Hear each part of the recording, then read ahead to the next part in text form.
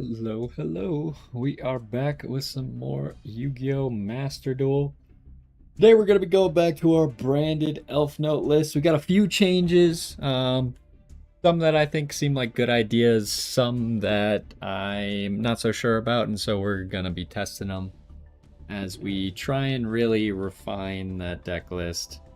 We're going to start today by playing the World Championship qualifier, and probably after a little bit of that, then we'll switch over to ranked again.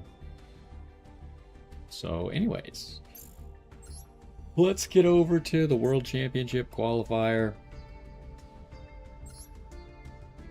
And we will copy this deck. Did you do accessories in this at all? No, just that.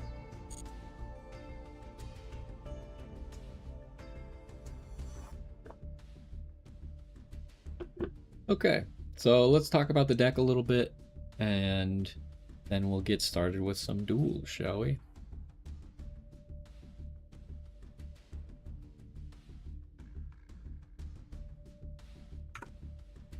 Yo, what's going on? And welcome back to some more Yu-Gi-Oh! Master Duel. And today we are going to be going into the World Championship qualifier. Since we were Master last time, we actually start pretty high up, right? You already start at level 12. The goal is, I like to get to like level 17, but I know that probably at some point they'll implement some more missions here. So we're just going to play today, see where we get, and then probably come like mid next week, maybe we'll play again to get some more of these missions done, because I'm really just here for the gems. I'm not too concerned with any of the other stuff. But today we are going back to the branded Elfnote deck. I've made a few changes, so we're going to talk about them. Notably, I've kind of gone to more standard numbers with stuff. Well, maybe on a few things. I went back to 3 Regina just to give it a try again, because I've been playing with 2 Regina for so long. So I figured we'd go back to 3 Regina to try it out. While making some changes, I didn't really know exactly what all to do. I know like 2 Medius is pretty normal, and I was wondering, I just don't feel like 3 Theorealize is good. I feel like you don't want to play 3. I don't know. I saw a branded Elfnote deck list that I was kind of using as an example to make some changes to my own branded Elfnote list. And they were playing 3, but I just don't like it. I don't know. We'll see. They were pretty much just playing this many hand traps, right? Except I decided to add in another hand trap. So we'll see how that goes, because I feel like there's not enough hand traps in it. I notably took out the bells that would be right here, the ghost bells. Now, other stuff that I changed is I think I kind of decided that Quem is not that good in this version of the deck. I think Quem is really more of a pure branded thing. There's maybe some use cases for it in some decks, but I just felt like it was mostly a dead card, and we could just go like past Quem. You don't really need Quem in this deck, right? So I decided to take it out, and the interesting thing that I saw was running the regular Ecclesia, because sometimes we ran into the situation where if you use Dark Dragon to get you Fallen of Albaz, like the White Dragon, then you have no way to get Fallen in the Virtuous, right? Because the White Dragon, when he's in your hand, you could drop Albion to get Fallen in the Virtuous.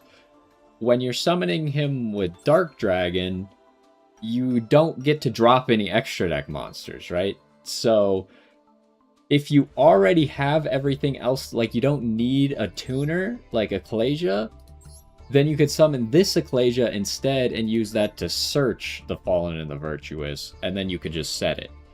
So this is kind of an alternative. I don't know if this is great, but it seems like it's pretty good. The other thing that I'm still not sure about is Cartesia.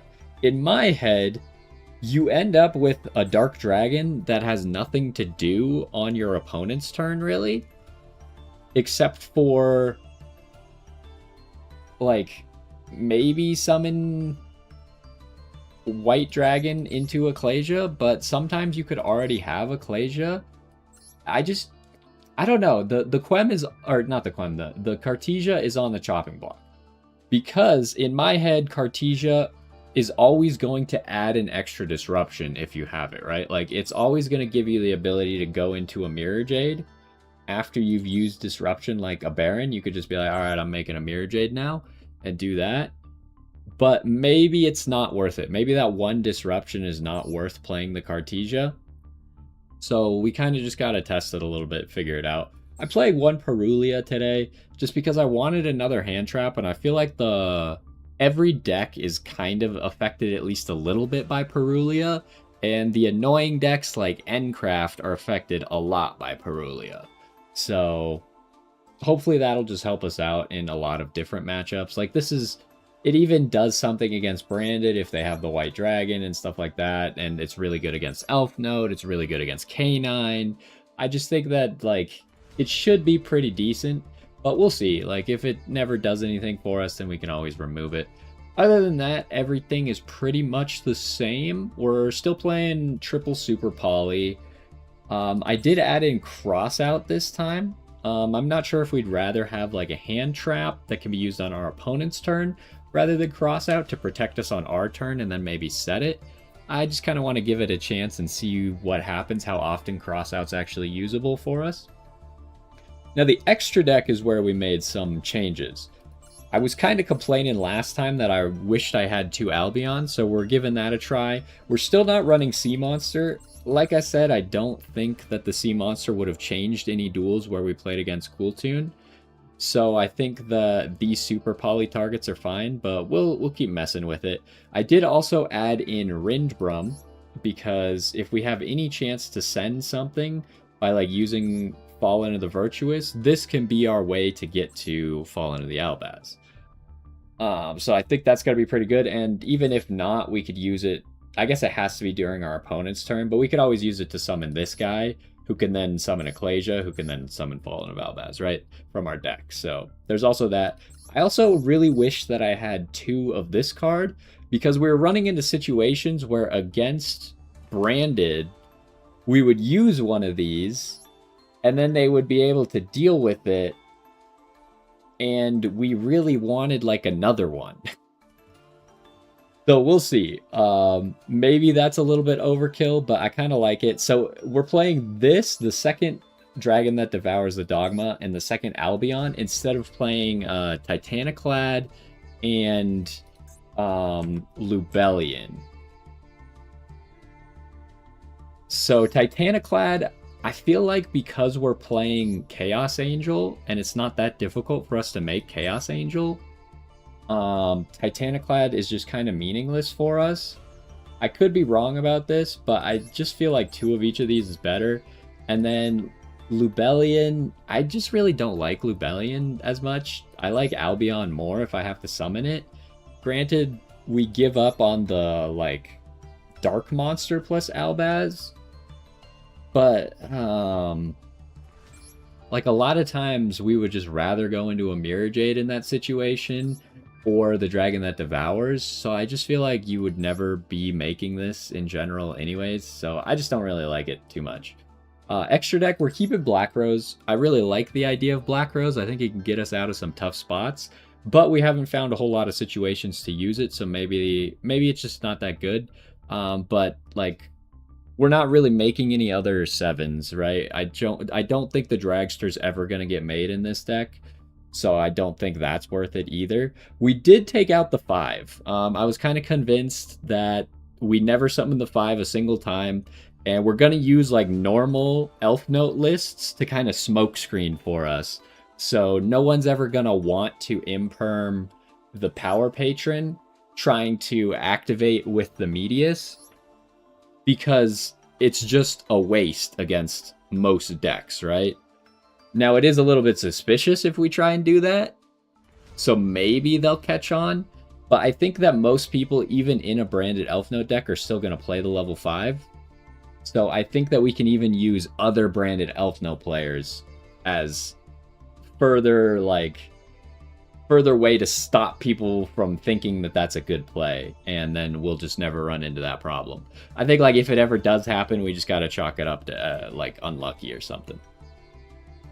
And then I am going to try Omega today. I don't know how often I'll be able to summon it, because if we're always just going for Ecclesia, and then, like, really, we would probably want to make Crystal Wing if it's possible, but Crystal Wing requires a Synchro, so it'd have to be with Strelitzia.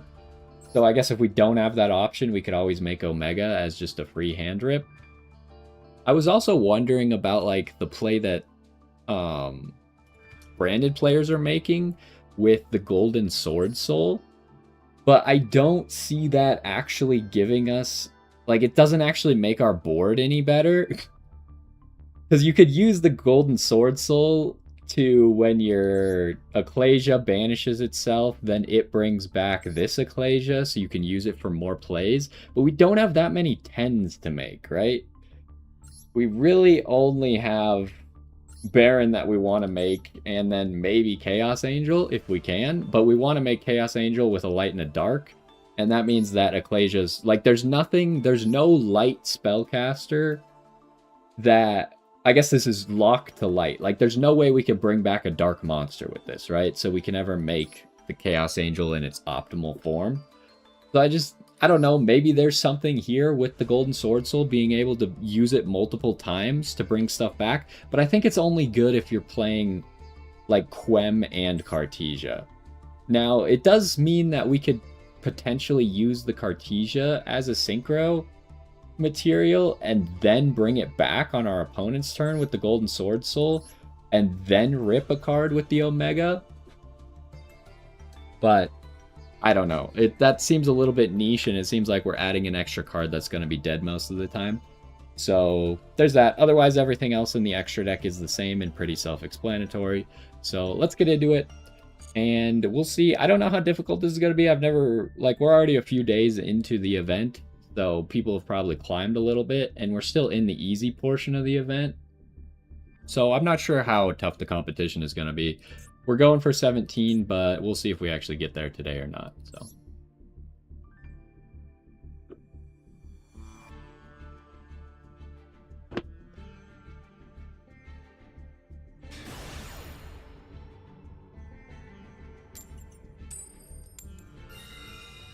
Alright, starting off strong. I like this new border, the, like, leaf and the like, water, but I feel like it doesn't really fit any of the icons very well. Like, it's very intrusive on the icons. So I'm not sure what to make of that, but... So what's the best play here, huh? I've never had a hand like this. Like, this is all gas, right? Just you have one of every single Elfnote? That's kind of crazy.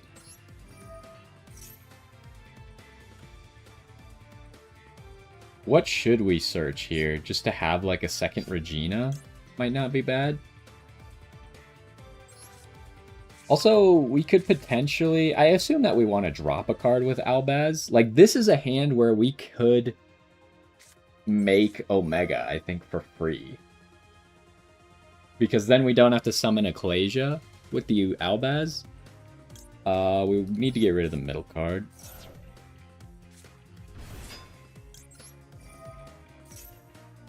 But we got to go through our normal plays first, just in case something goes wrong. Because there is the potential that we might... He doesn't seem to have anything, but there is the potential that we might have to normal summon over our middle column, right? If something really went wrong. And in this deck, we kind of learned that Baron also always wants to go in this extra monster zone, because otherwise you run out of spots. We're still going to protect the Power Patron here. Oh, I've also seen that maybe, like, using Welcome Home more often immediately as your Regina drop is better. But in this case, we're not going to be doing that. Just because we already have, like, everything, right? So I should probably just search Tinia here to make it look like I didn't already have everything.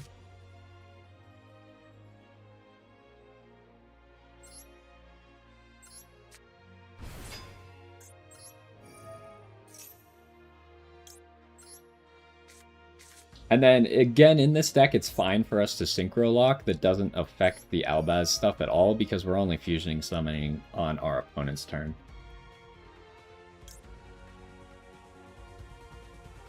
I think we'll drop the Regina here.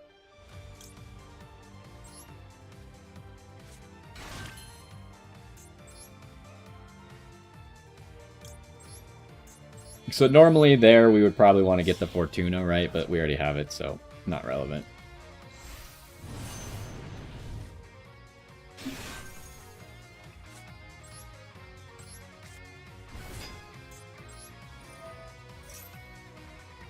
So I guess the question here is, should I make Omega or should I make Dark Dragon?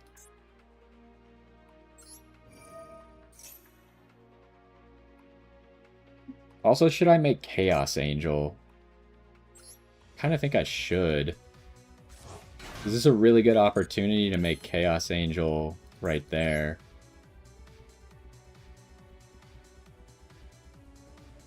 But then I can't make Omega.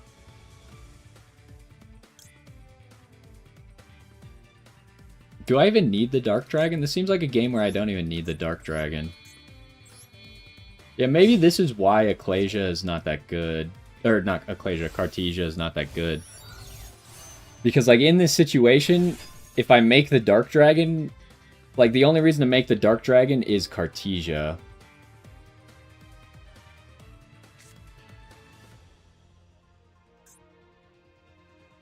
Yeah, I can't quite get there.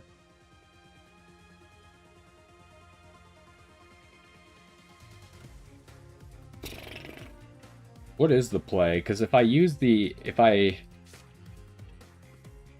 probably... Oh, it's really tough.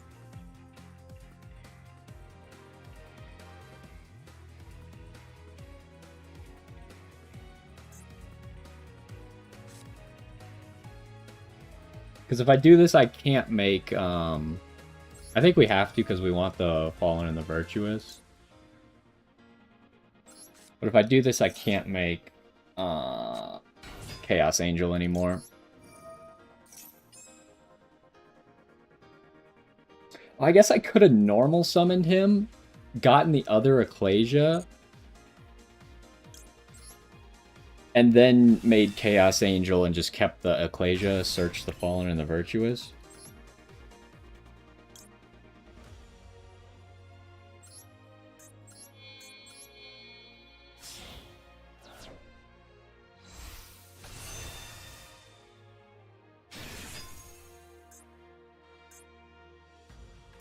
Go ahead, rip a card. A lot of desires. And we probably just want to rip another card. Let's go ahead and activate this now. If I drop Tinia, then I can't summon a Tinia.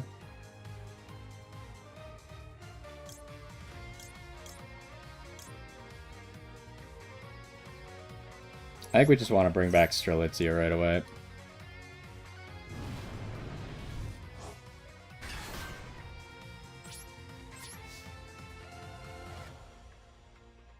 Okay, this comes back to hand.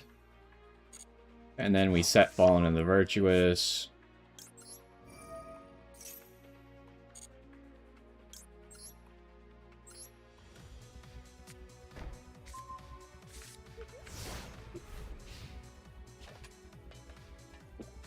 And then we probably just wait till the main phase. Strelitzia, get the Tinia.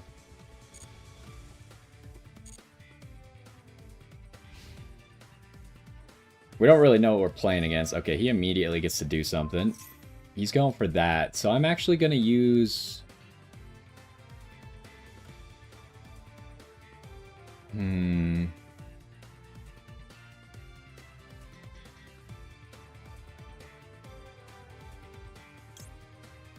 Should I just use this to protect itself? Because the problem is they're probably trying to set up for like a board breaker, right?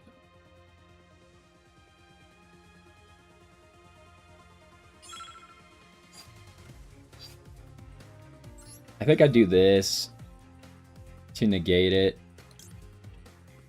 We'll drop that. And we'll bring back Tinia.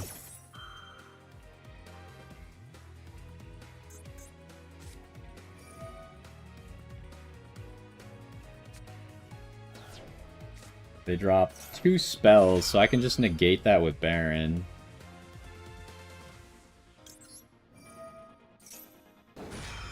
Now the trap doesn't negate anything, but we still reborn, then we rip a card.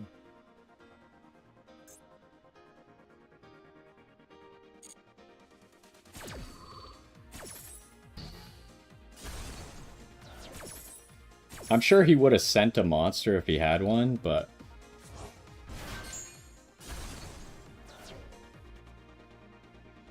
Oh, he got rid of it, so he does... But we did use the Baron, so it's perfectly fine, right?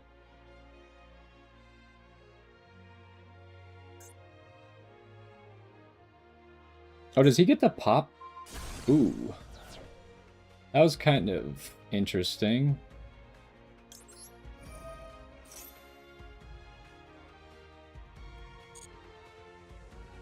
He did actually deal with more there than I thought he would. We get the triple tack.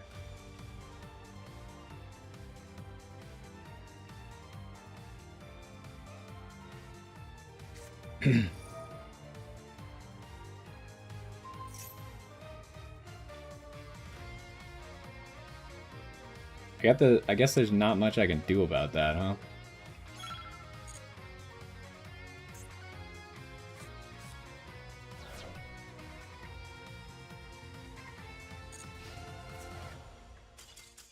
Okay, he's out of there.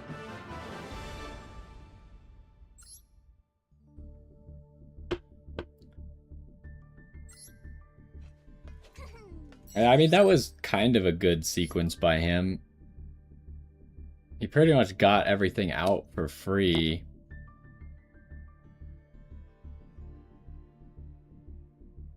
And since the only reason that worked out for him is because I Baron popped the droplet, but I don't think I had a choice. I think I had to do that.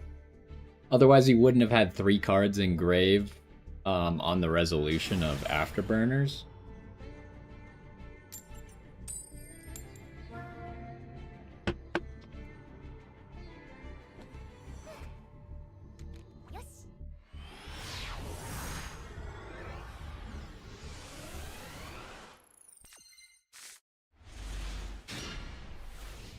Yeah, I guess unfortunately, like, we made Crystal that last game, but Crystal doesn't really do anything against that guy's deck.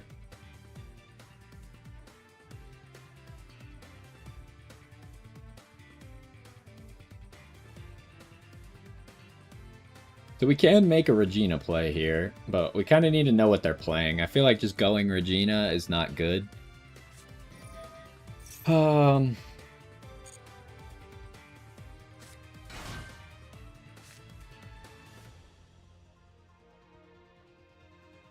It's Tearlaments, so I don't know if Regina really works here at all. What'd you send? Nothing useful.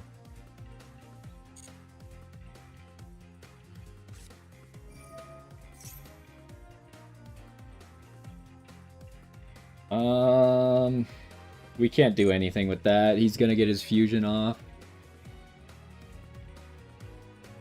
Although maybe in response to the fusion here, I should Regina so I can send the kit back to hand, right?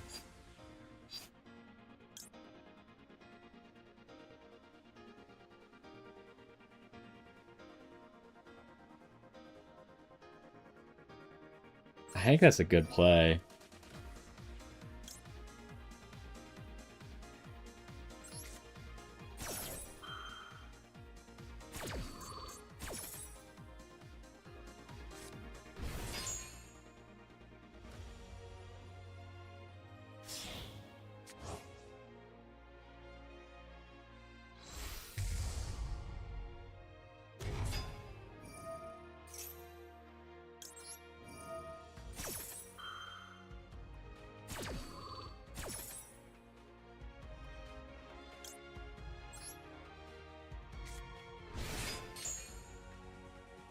So unless he has Fallen in the Virtuous in hand to pop the kit, we're going to be in a pretty good spot.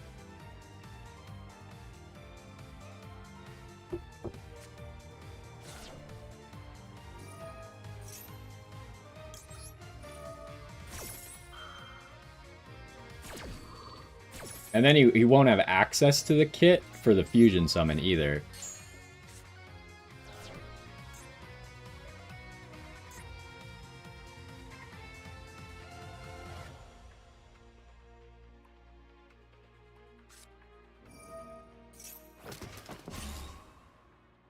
Okay, what's he doing here? Grass. That's obnoxious.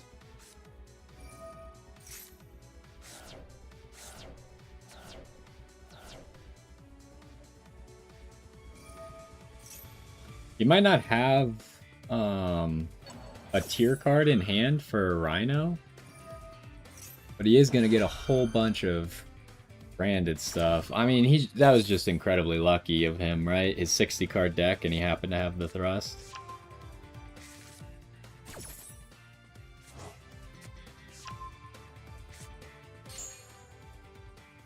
But I think we're kind of in a really bad spot now. He just got incredibly lucky.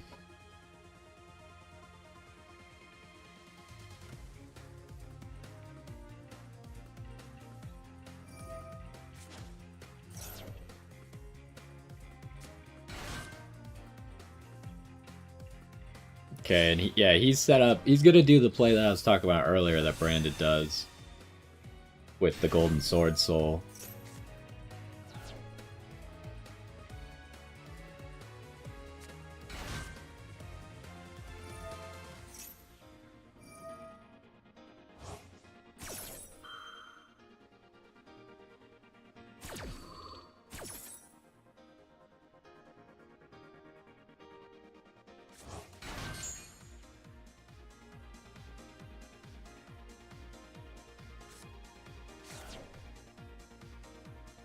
Does this get back?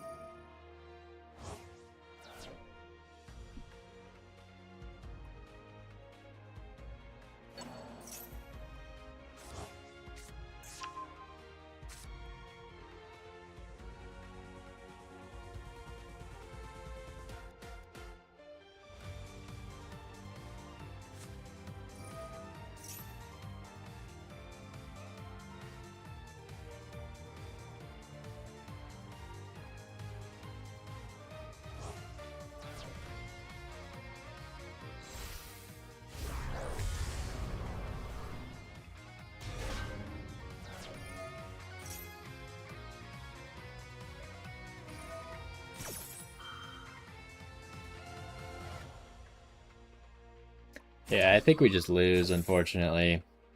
I don't think it was a wrong play for me to do that, because you have to imagine that if I don't stop the kit from milling another, it's going to mill like another 8 cards, right? If I don't do that, that's like almost the same as him activating grass.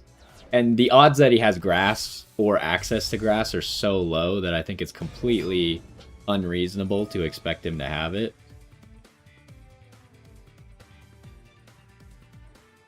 The issue here is just our hand is terrible, right? I think we easily beat this if our hand doesn't have 2 normal summons and a dead card, because one of the normal summons searches a card that we already have.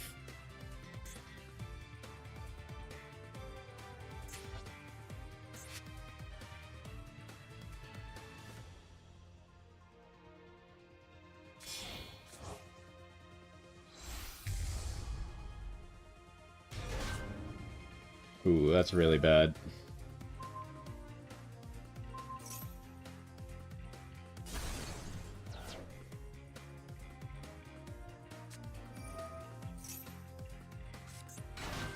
Does he have another Albaz? Oh, this counts as Albaz.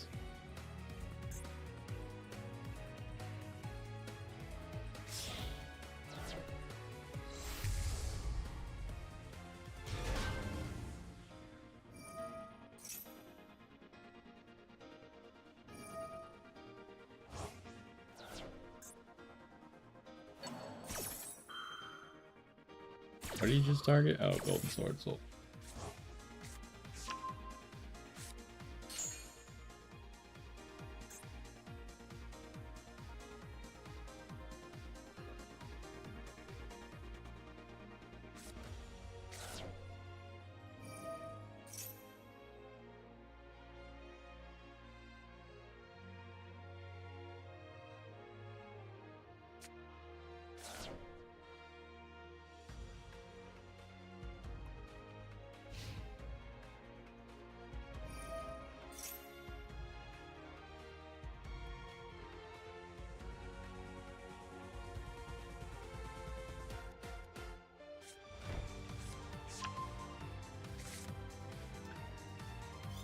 Is another one of those? I wasn't expecting to have another one of those.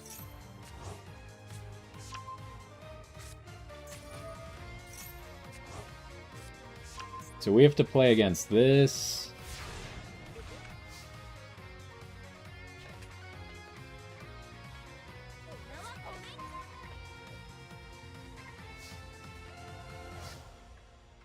We have to play against that, and he also has a Mercurier in hand, right?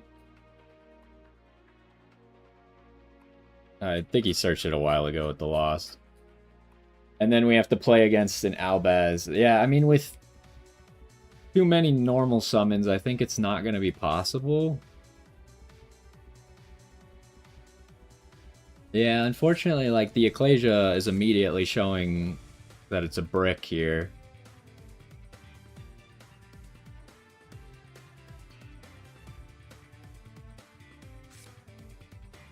And unfortunately, like, if I normal summon the Albaz, it can still get hit by the Branded Sword, right? So...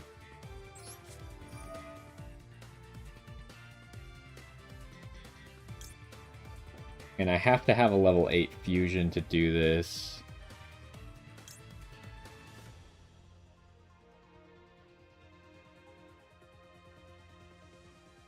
Yeah, I could send Rindbrum, but then he would have to Branded Sword the first effect, and there's no reason for him to Branded Sword the first effect.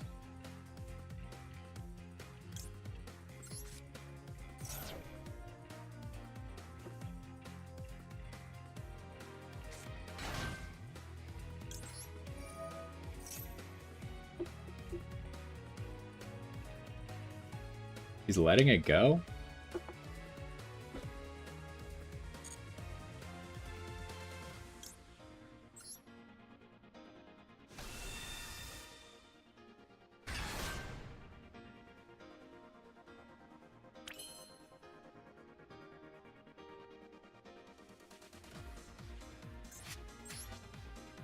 How should we do this? We're in such a bad spot now.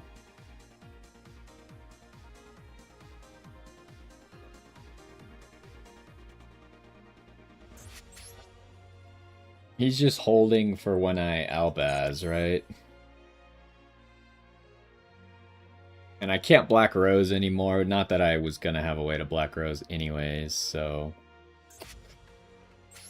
I just think there's not really anything I could do.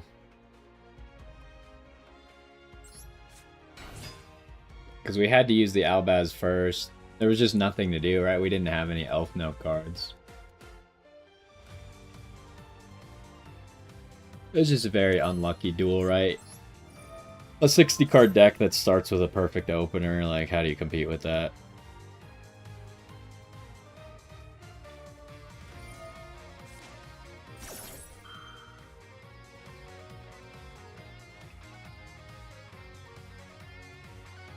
There's no way for me to chain block or anything either, huh?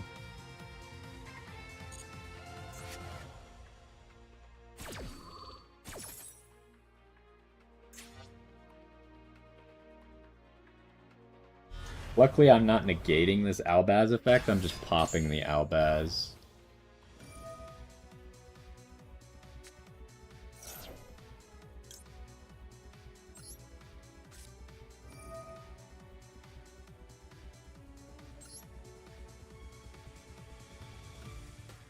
If I drop this, I could shuffle it back.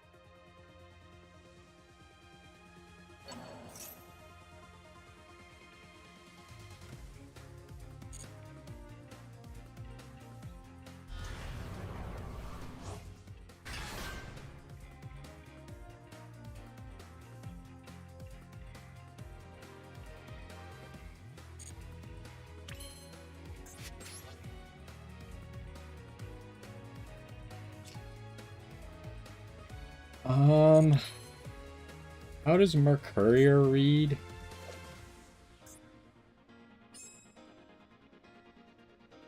Mercurier's not a card on here? You gotta be kidding me, right?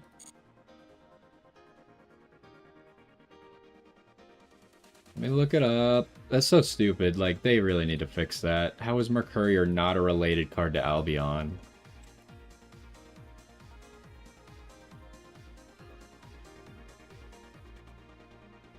A fusion monster that controls, or that mentions Albaz.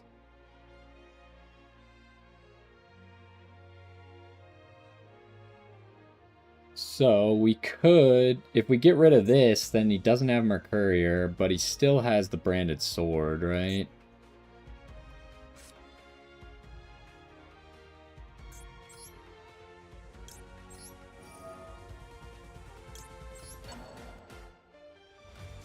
Ooh, we could get rid of the branded sword.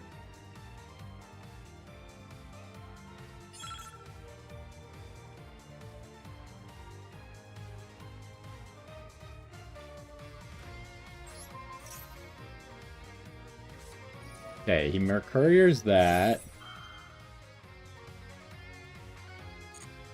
I just don't think there's any way. I don't quite have enough here, huh?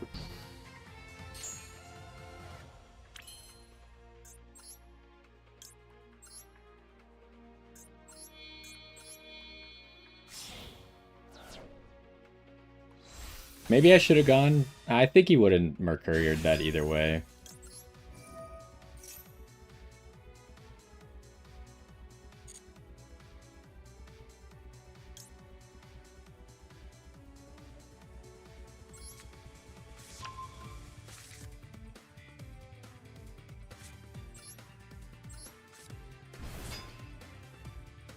We didn't play against this field that badly, but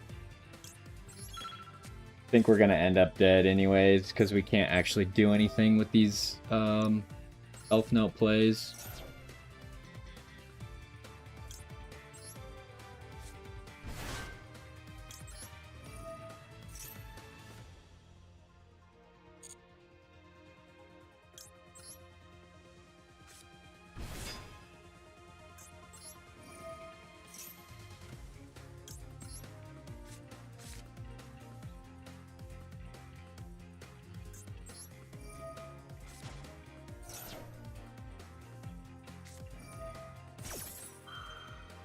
And unfortunately, our trap card can't react to a counter trap.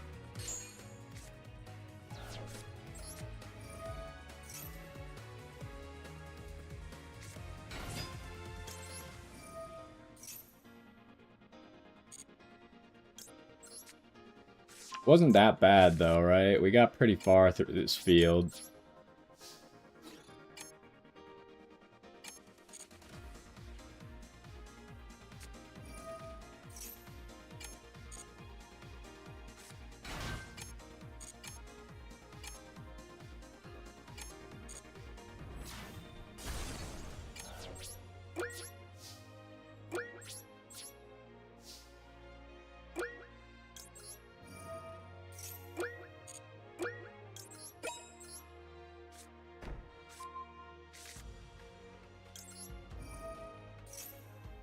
Oh my gosh, I timed out.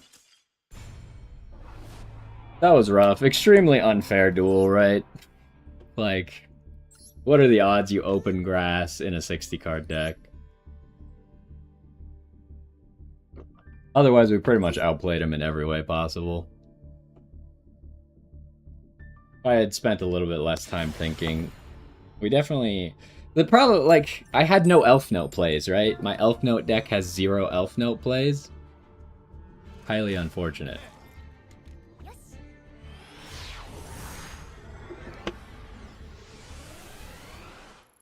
Like, we literally had to activate the Albaz before we could activate a single Elfnote card.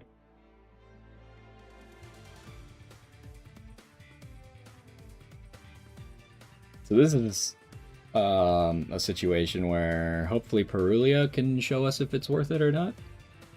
Again, Ecclesia is just glued to our hand.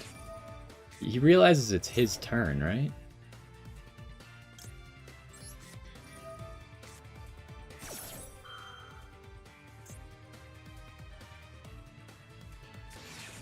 And of course he has Ash. So we probably just lose, but we'll see. I guess at least this time we have Thea Realize, so we could spin our Ecclesia back. But we got nothing. So Perulia, that's -1 for Perulia. And now we get to watch 10,000 special summon combo. Alright, I'll be back. I'm gonna go fill up my water, I guess.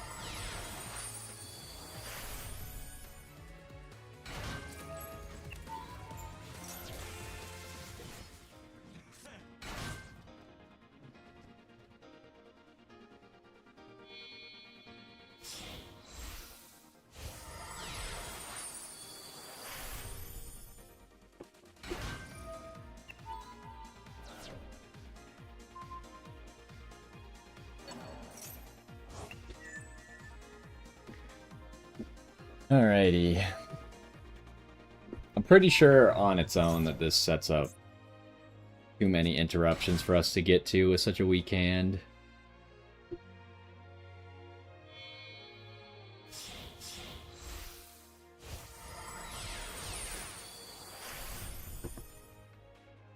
Oh, good. We're playing against Havakiri as well.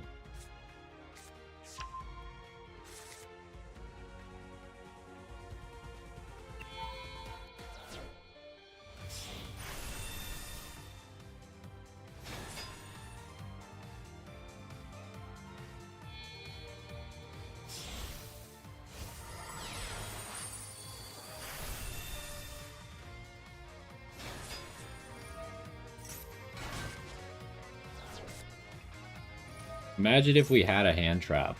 Because he just kind of ashed Perulia for no reason, right? That was really stupid of him to ash that. Like, imagine if we had a Fua. He just loses the game completely. It's so annoying to lose to these terrible players. Just because, like, I'd never get hand traps.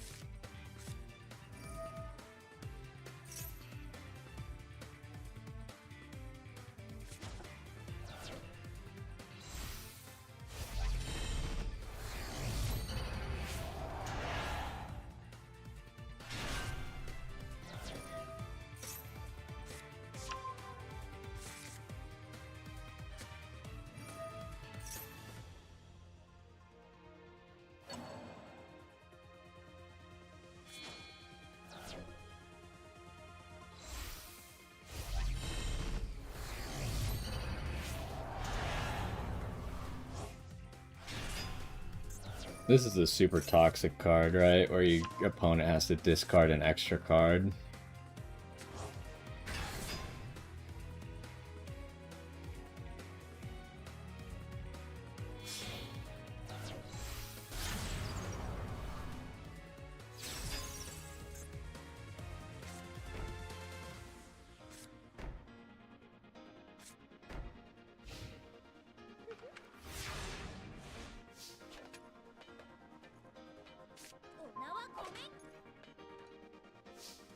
This guy's indestructible, right?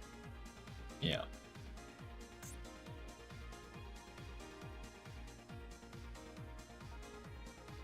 Do I just immediately fall into the Virtuous here?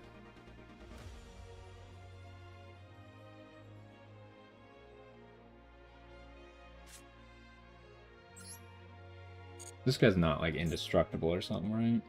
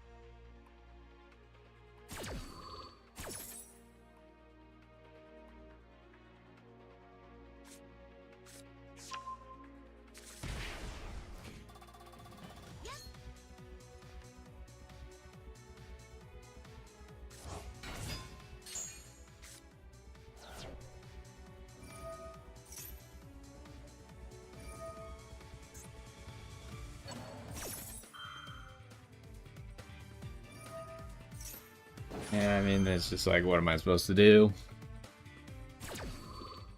There's no way I could play through all this.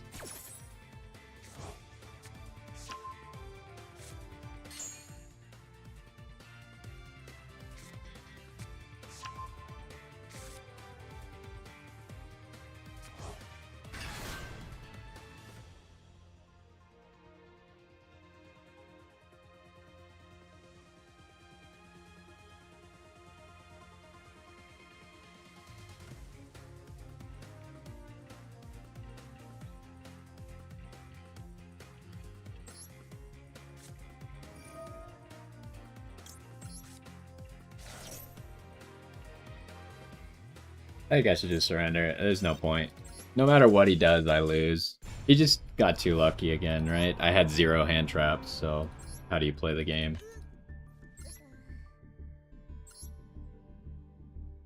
This is getting really old, never having hand traps and always going second.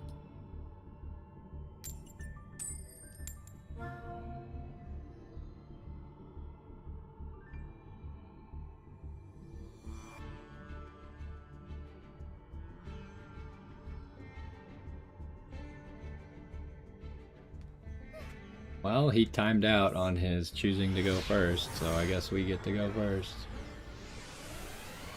I think he timed out, but you could always, like, wait in that situation. Oh my gosh, just the worst possible start you could imagine. Elfnote having to use the trap card as their only play as a discard is so horrible. Because this gets stopped by a single Ash, and then you just lose the game. And then I can't even use either of the Mulch armies after this.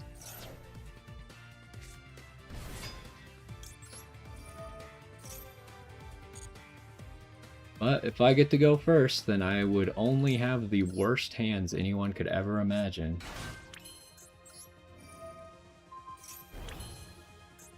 Like, imagine if I had this hand last duel. We just automatically win. It's so crazy.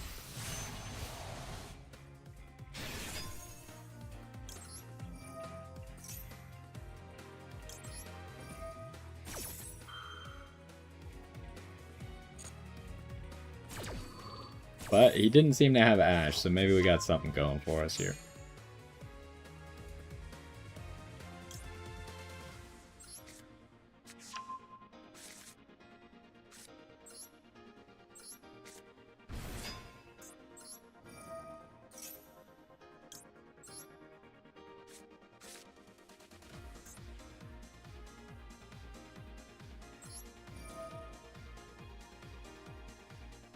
I might as well just tribute the Mulch armies, right?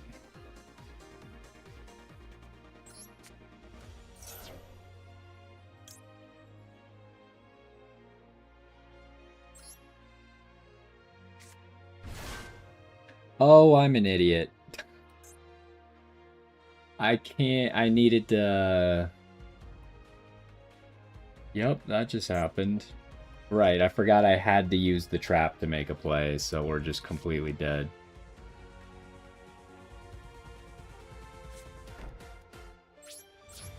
Right.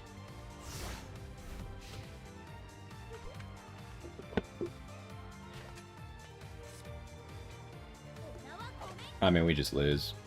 That's just like, I just had the worst hand anyone could ever imagine to start an Elfnote combo. It does not get any worse than that.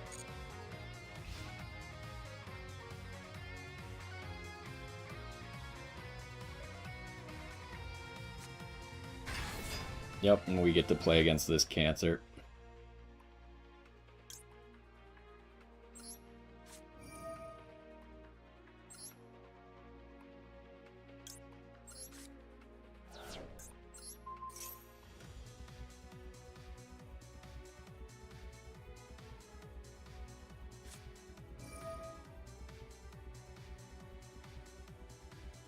Well, I guess we lose.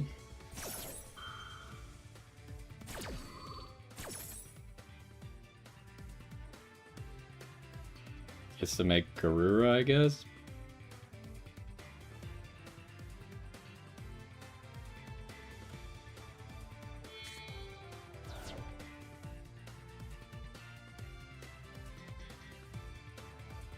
Or not Garura, that would be a Moo Dragon.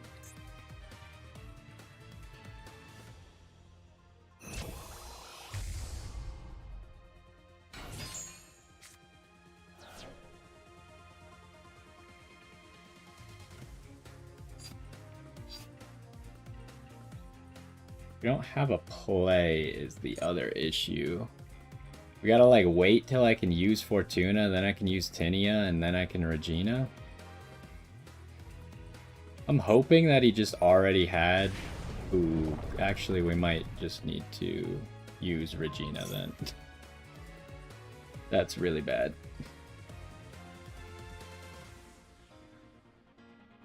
I think we just kind of need to Regina, huh?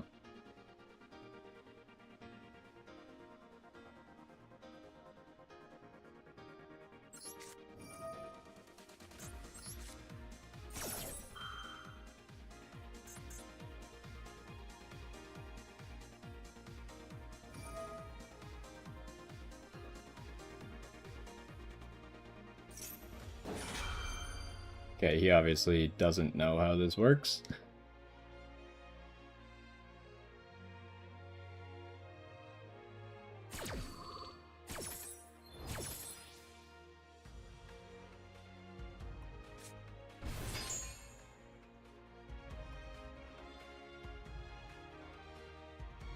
You can't summon this guy again, right? It's just once.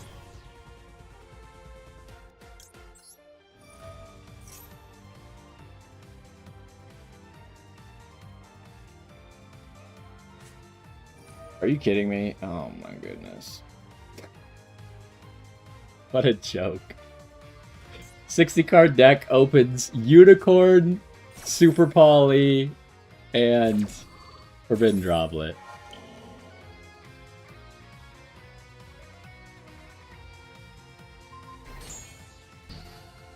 And let me guess, you also have the one normal summon that you need to have a chance.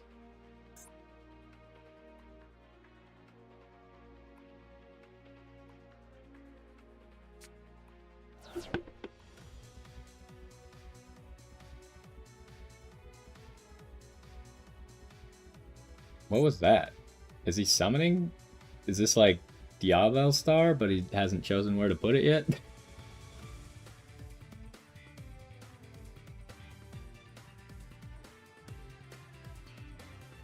I mean, he just wins if it is. Yep, it is.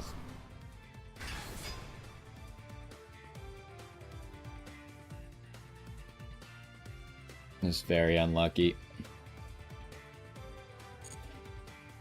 If he does search Deception,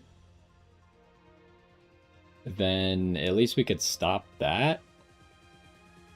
But surely he's just gonna make Baron first, right? But he would have to tribute his Baron. I think he just beats us down with Baron. Because there's nothing we could do about that. Does he have a banish?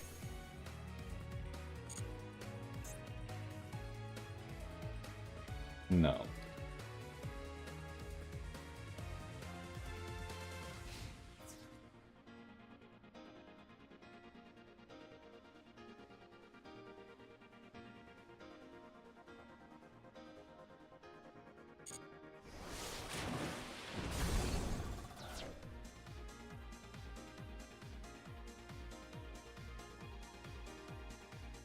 I mean, are we good? Is this really his whole play? That can't be right. Maybe we're alive, huh? I shouldn't have said that, but it doesn't matter. If it's gonna be your turn, you might as well just put it in your hand. Another Regina. I mean, we can use that in a little bit, I suppose.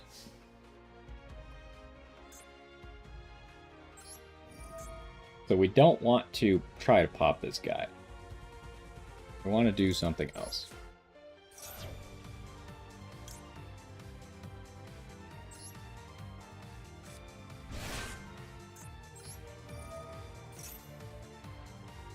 Yeah, it's really tough for us to play the game here with not being able to use the trap card for the whole duel.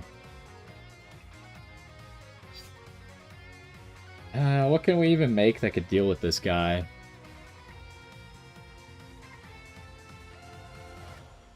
We could just attack over him, huh? That's what we need.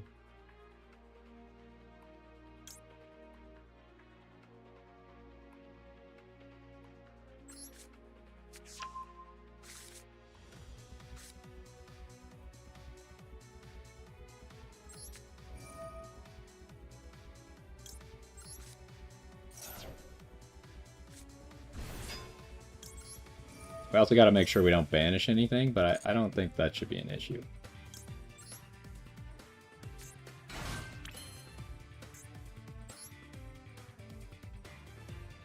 Could also make Chaos Angel, but I think he just dies if we do this, right? Let's use you.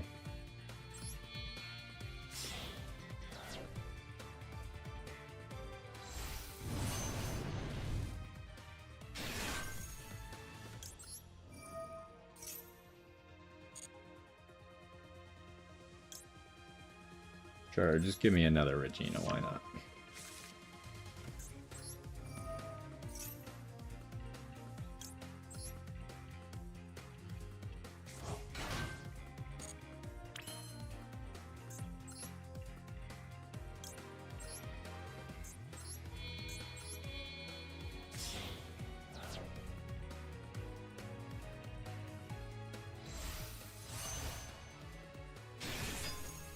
He definitely dies the battle, right? Yes.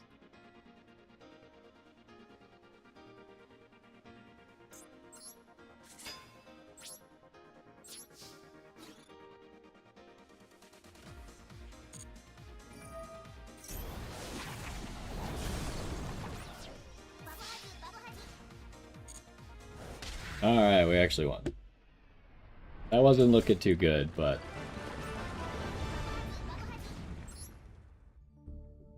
I have to say, that feels worse than anything else in the game, having to drop your trap card with Regina.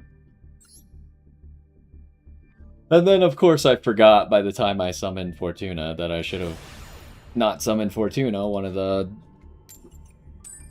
most integral things to your combo.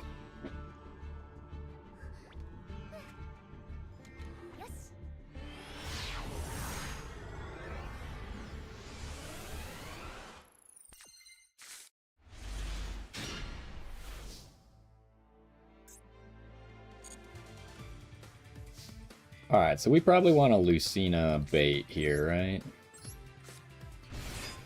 Lucina's kind of free. I could dodge an Imperm if I wanted to.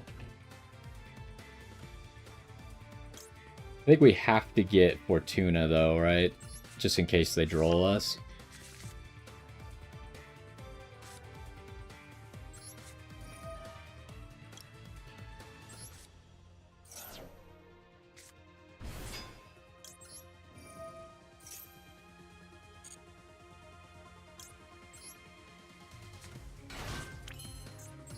Alright, let's start with Baron.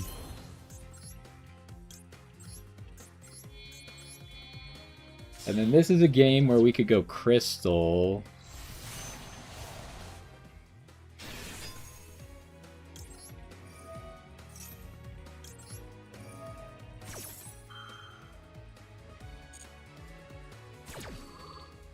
But I could also go Chaos Angel on top of all this, right? Or should I grab? I guess just a second Regina. It's weird when you have everything. Doesn't really happen that often.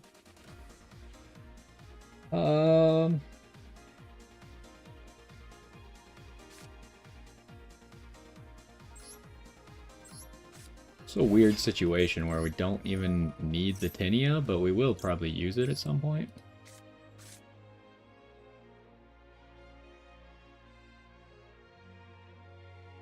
But we can't actually use the Medius for too much, because we already activated the Power Patron effect.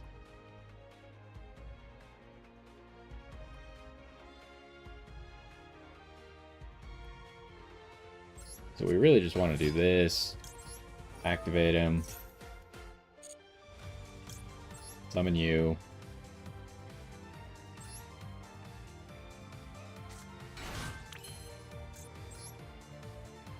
Make Chaos Angel with Light and Dark.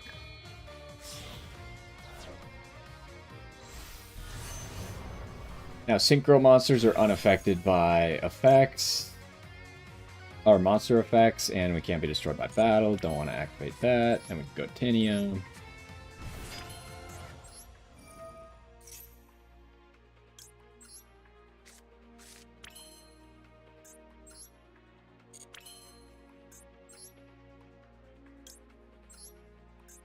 So I guess because we went Baron first, we actually do still have to go Dark Dragon, I think.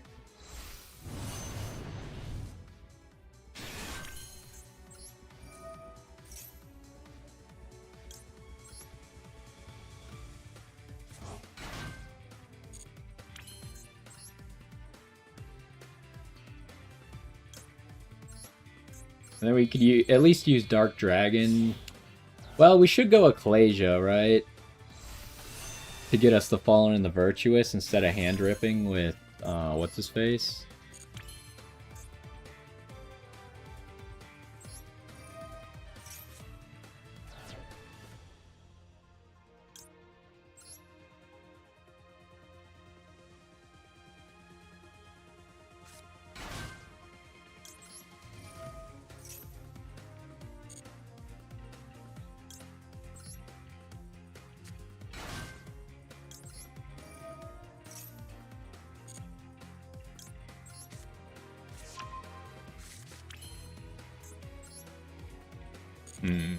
I don't know, was this good? We haven't activated this, so we can still do something else, but it doesn't really accomplish anything. Because we don't actually have a 5. We don't have another Power Patron.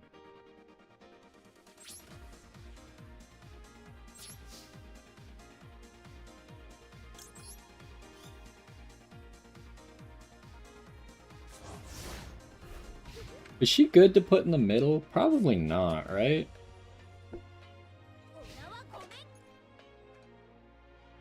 You probably just want to put her somewhere else so she's out of the way.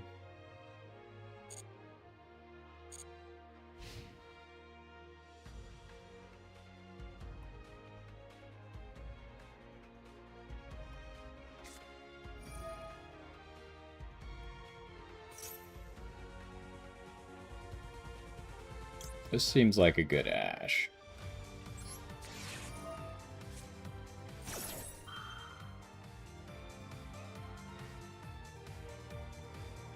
Try to think, because there's like a billion ways we could have played that turn differently, right? Is this optimal, or should we have, like, not done Chaos Angel, instead ended up with Super Poly? Oh my gosh, did we just lose off of that?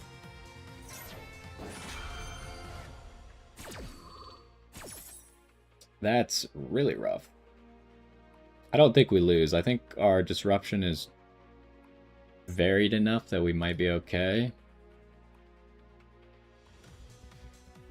But he can Albaz and take 2, which is probably going to be both of these. Which hurts us a lot, because there goes a lot of our disruption.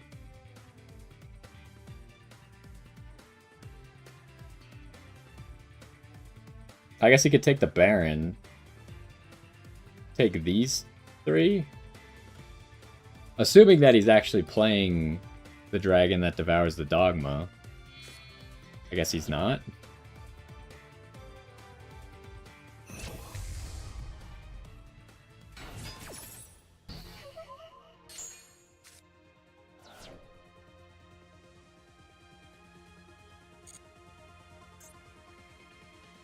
I feel like anyone playing Super Poly right now should be playing the dragon that devours the dogma. And probably a few branded cards, or maybe a different, like a few other branded cards than that.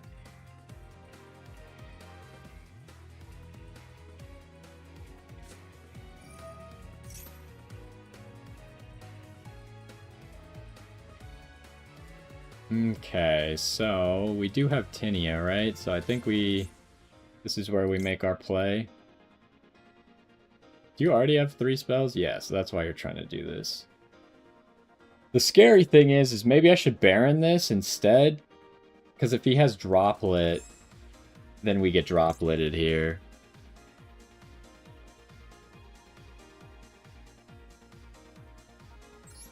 And surely they don't have any trap cards.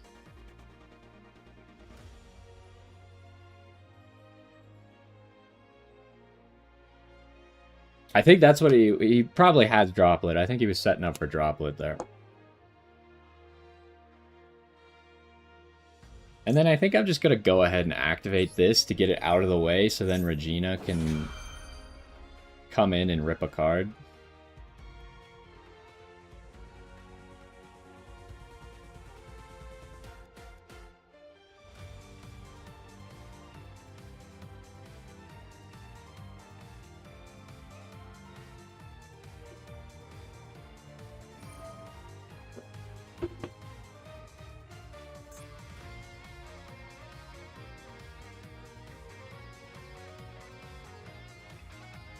I don't think I'm going to be targeting anything, so... This doesn't even target, right?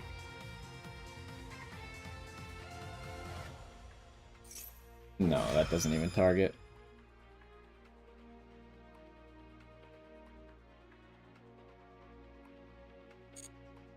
We need this to resolve before we can Regina.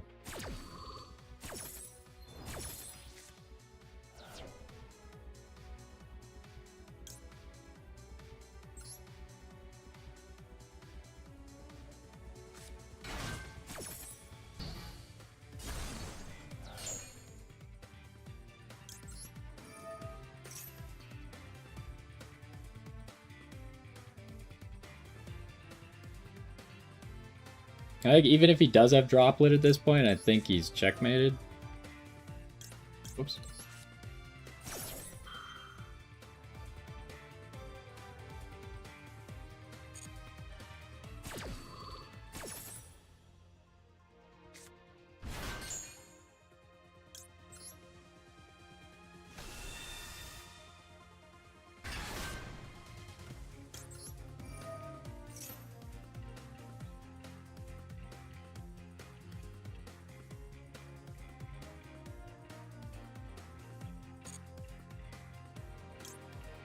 And we could always go Lucina a little bit later, too.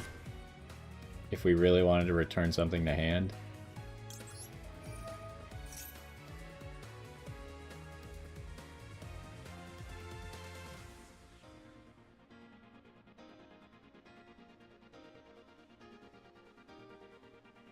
We still have Lucina here, right? We don't have enough room to use Strelitzia. Okay, he just had Ray in hand.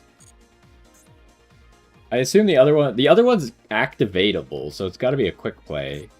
It has to be Droplet or none of the stuff he was doing makes any sense. But maybe not. Maybe he would have just Dropleted immediately.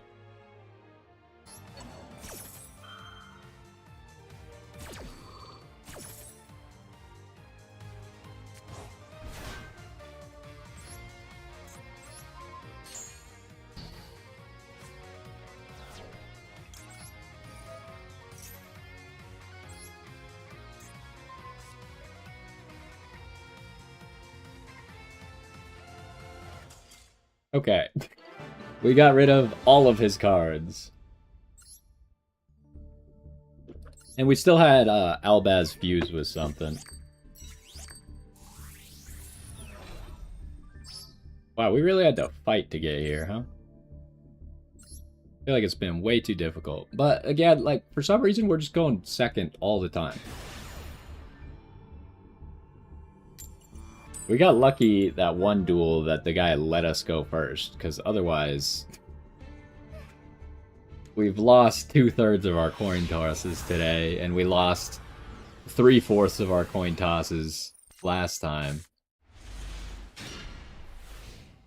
This is not great. We're probably just going to have to let our opponent do whatever they want.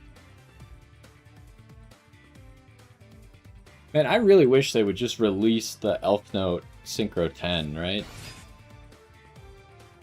Like, we could do so much more if they just released that. Here I could make like a... well, maybe not the greatest play ever.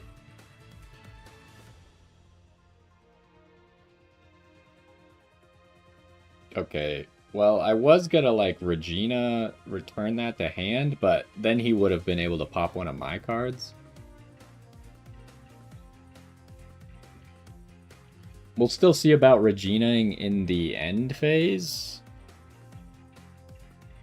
But, like, what am I actually doing with that? Probably not a whole lot.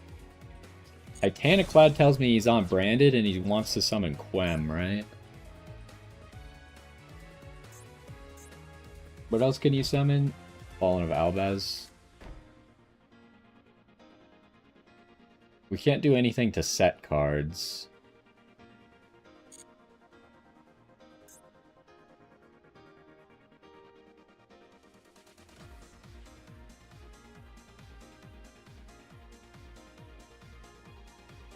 But the real problem here is, do I do that and drop Fortuna? Again, Fortuna and the trap card are the worst ones, but like Welcome Home could start a combo for me.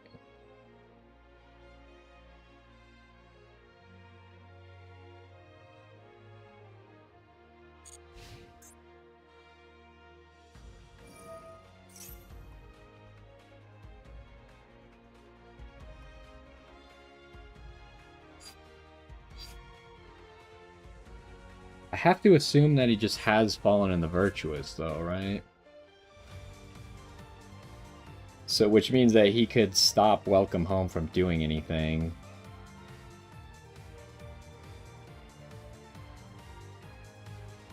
I think we just loot, like, this is just a terrible situation.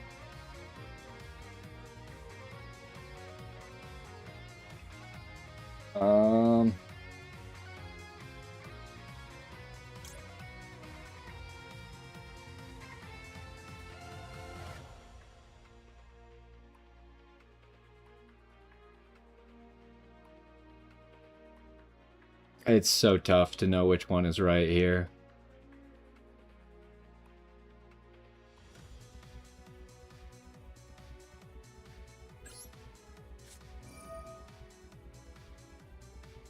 Get to choose between two one-ofs to drop.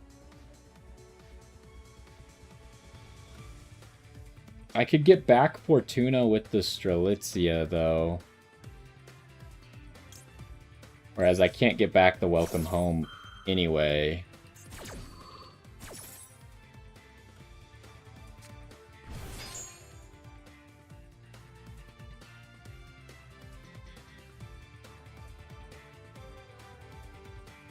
Maybe I should have waited, because if he summons Albaz here... I guess it's fine, because I could spin the Ecclesia back. Because she can't activate in the end phase.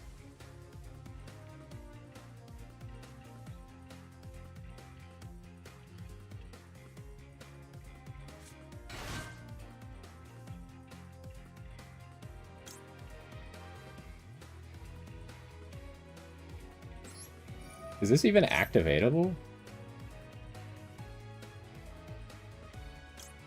He has something that's activatable.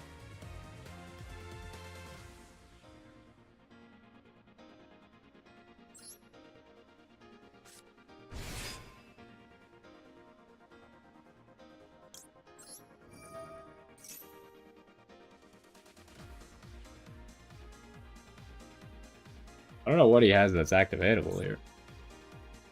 It's got to be in the hand, right? Maybe High Spirit? Well, no, High Spirits... Well, is High Spirits activatable if you don't have a card? No, I don't think it is.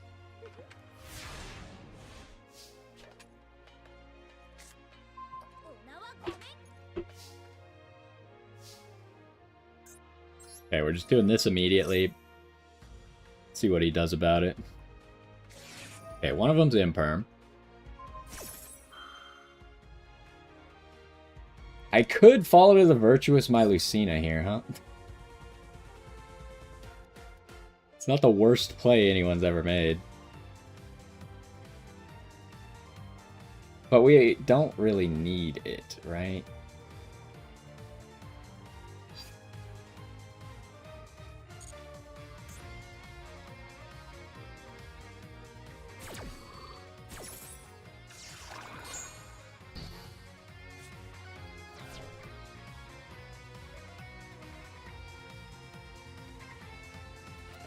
Should I go for the Theorealize first or the Welcome Home first?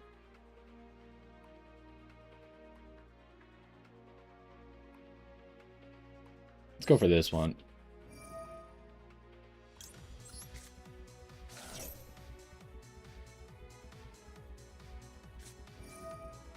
Oh, Serenir.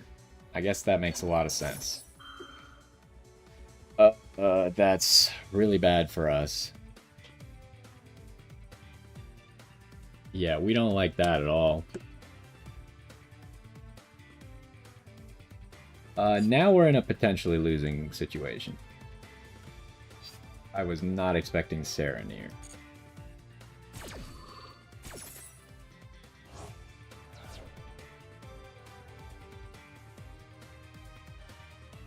Because now we lose to Welcome Home getting popped.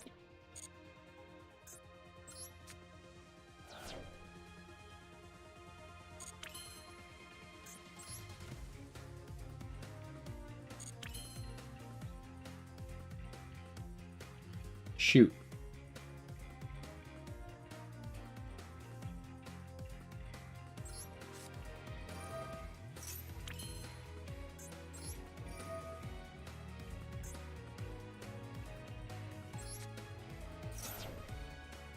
Okay, I guess he doesn't have Fallen in the Virtuous.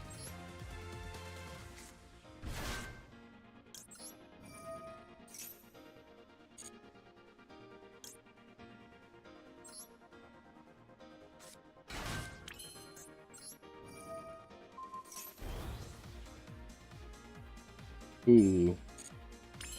Hold up. I was supposed to make Strelitzia first, huh? Shoot.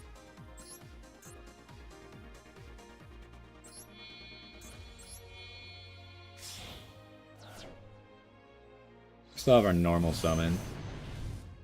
Can Power Patron search Power Patron? Never actually tried that before.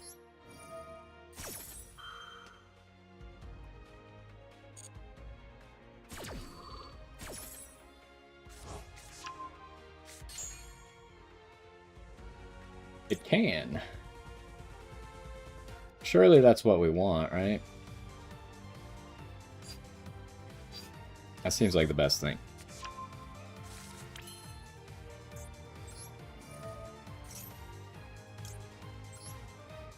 Okay, now we can summon Fortuna. Don't put the trap in the Imperm column.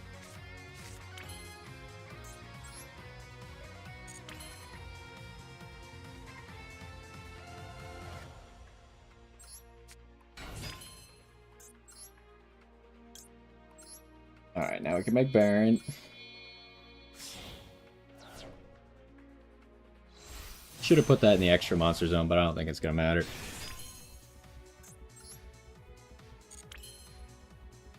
Okay, what's the best way to just get to lethal? Do I just attack over this Serenir?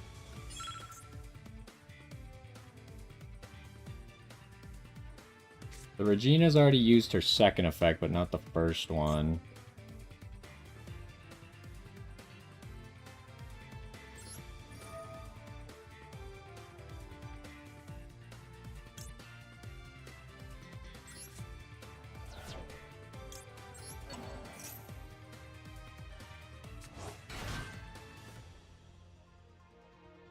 It doesn't matter.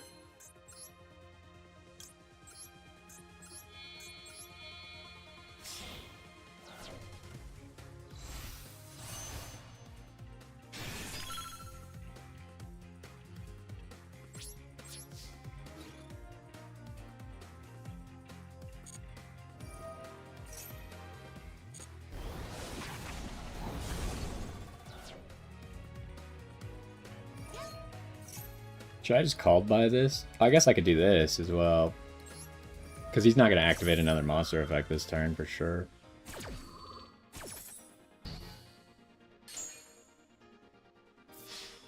I guess he could have activated one in the end phase. Maybe that wasn't brightest.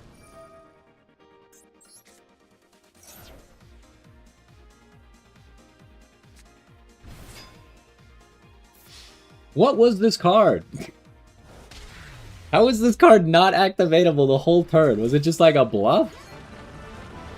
What could he possibly have been bluffing with? I guess like a branded sword? Or a branded retribution?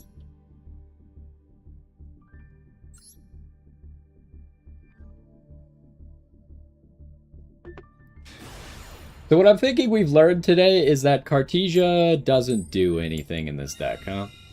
There has been no situation where I was like, yeah, Cartesia's the right play here. Like, we literally have to go completely uninterrupted and have a perfect hand for Cartesia to be right. And that just doesn't happen. Here's Cartesia. Speaking of...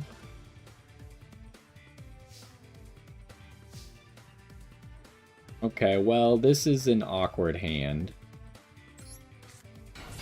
So, in my opinion, you shouldn't summon Medius in the middle, just in case he gets ashed. If he gets ashed, though, I think we lose. Did not get ashed. So it could be Imperm, because I feel like that's a prime ash target. It's not Imperm. So now we can make Dark Dragon. So yeah, I think in case Medius gets ashed, you don't want to normal summon into your middle column, right?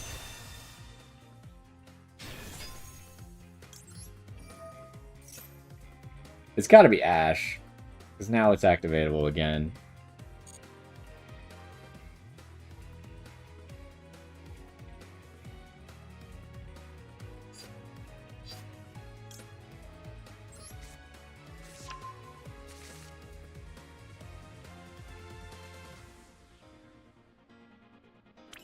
Does he also have Droll? He definitely would have activated Droll if he had it there, right? I do think he has Ash, and I think he's just waiting for this card. Because it tributes.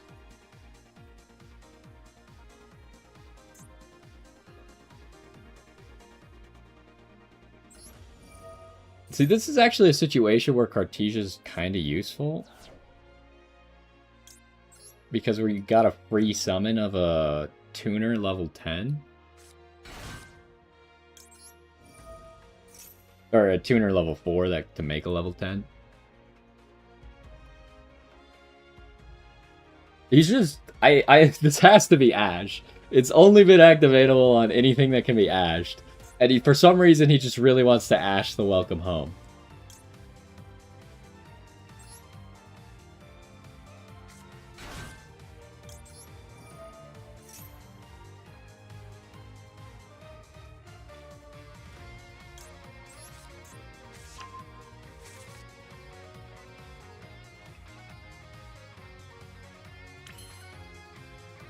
So should I just immediately make Baron here?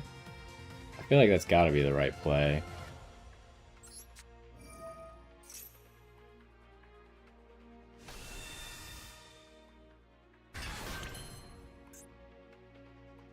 What?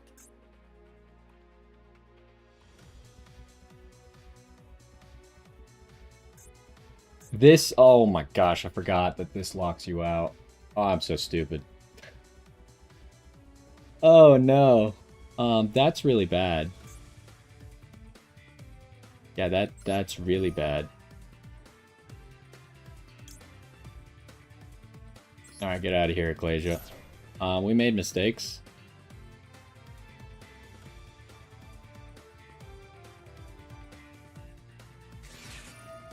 Now he's finally ashen. Okay, yeah, I misplayed. Dang it. I totally forgot about that part of the card.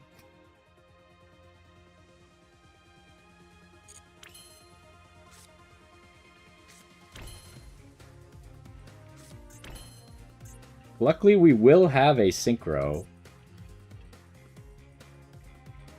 But we'll have no way to use Tinia, huh? But we will have...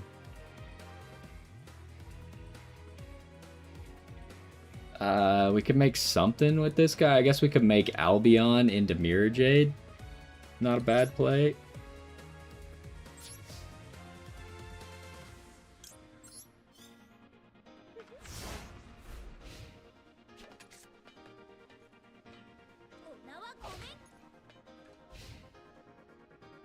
Okay, we gotta remember that. Maybe Ecclesia's not the play because...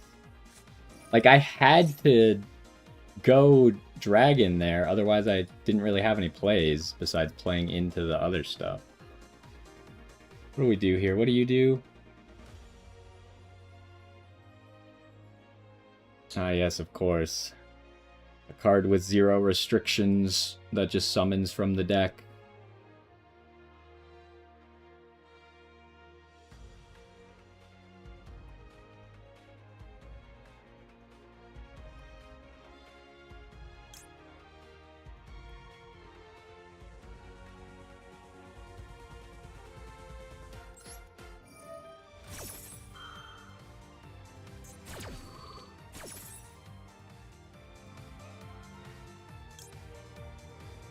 Oh, I don't want to make the Mirror Jade right off the rip.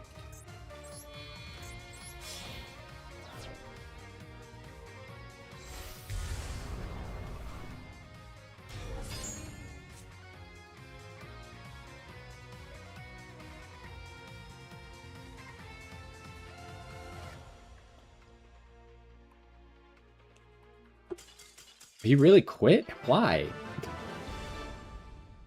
There's no way that Mirror Jade just ends the game there. He doesn't know that I have the trap card set, so he doesn't know that I can negate something. Maybe he's assuming it's imperm? Oh well. Well, we'll take it. We didn't make it that far, but we got quite a few of these challenges done, I would imagine. Not really as many as I would hope. Because we don't really activate spells and traps very much. Now, that wasn't exactly my fault, because we almost never drew spells and traps to activate. Like, I didn't draw Super Poly once today. But otherwise, we made some progress in here, and we'll get back to it probably when they release some more missions, but we got, like, the really valuable missions done already, right? So... I think after this, we'll go back to ranked. We'll probably make a few tweaks to this deck here. But that's going to do it for the WCQ for now. Hopefully you enjoyed, and I will see you next time. Okay, I really got to take a bathroom break. I'll be right back, and then we'll play a little bit of ranked with this deck. But we got to make some changes. I think there's some glaring stuff that I don't like about it, so I'll be right back.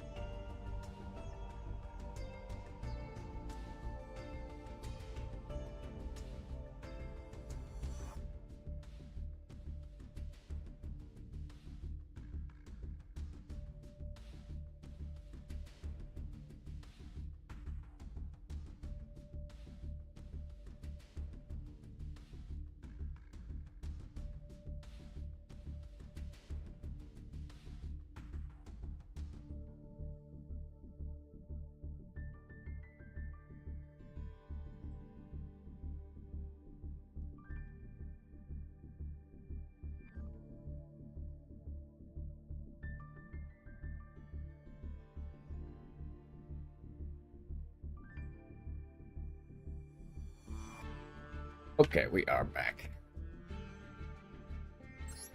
So, unfortunately, like, this game mode makes it so if you edit the deck here, it won't edit the deck in my deck list, so I gotta go edit it in my deck list first. But let me do something real quick.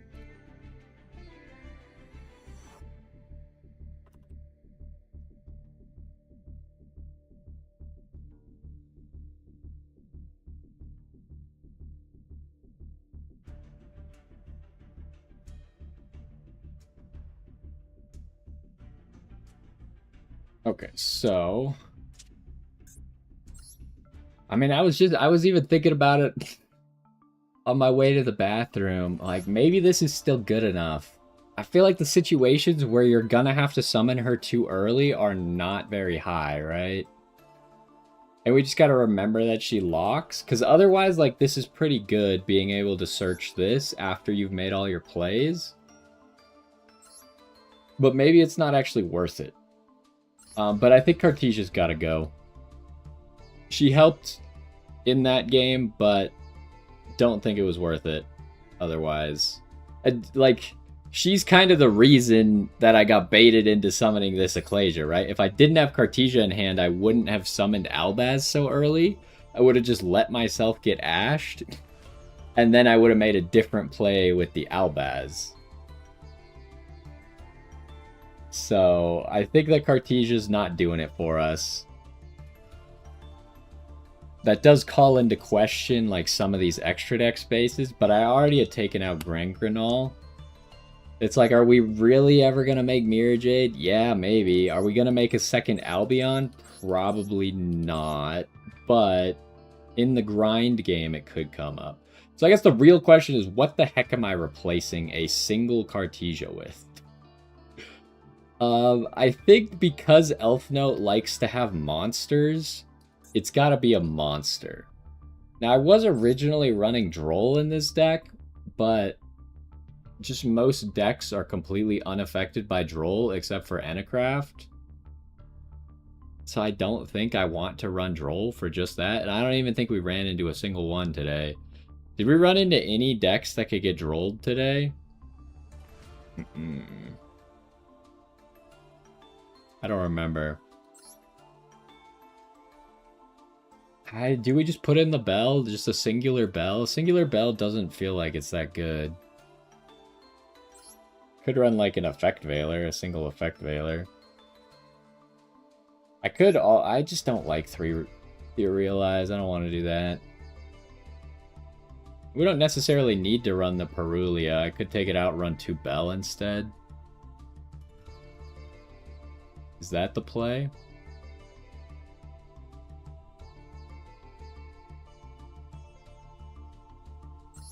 I kind of like Perulia, though. I feel like it baits people to do stupid stuff. We could also run Nibiru. No one's playing around Nibiru right now. But I think no one's playing around it because it's not good enough, right? And Cool Tune inherently plays around it. I guess we'll just throw in the 1 Bell for now. I don't know. There's got to be something else that... Maybe this Ecclesia is not worth it. We're gonna play without the Cartesia. We'll change 1 card at a time. Maybe that will make it obvious or not if the Ecclesia is worth it. Part of me wants to run an Imperm, though.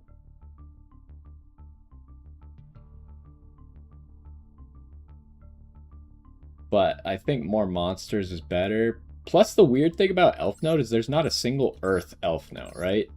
So that makes Ghost Bell a really good tribute, because it's definitely not going to share the attribute with any Elfnote cards. Why is there not an Earth Elfnote? Is there a reasoning behind that, or...? I feel like Earth would make a lot of sense, but whatever. We'll give this a try. So now we gotta go back into that game mode, copy from our deck. Copy from this. So then we have the new deck there. And then we're going back to ranked for a little while.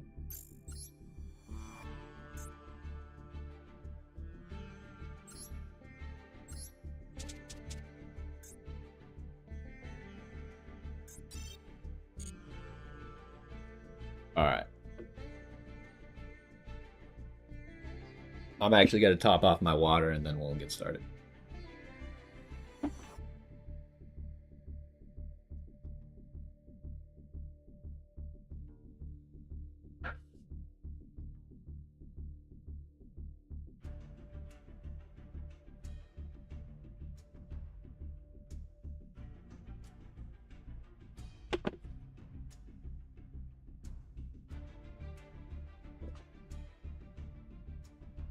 Okay, let's get into it, shall we?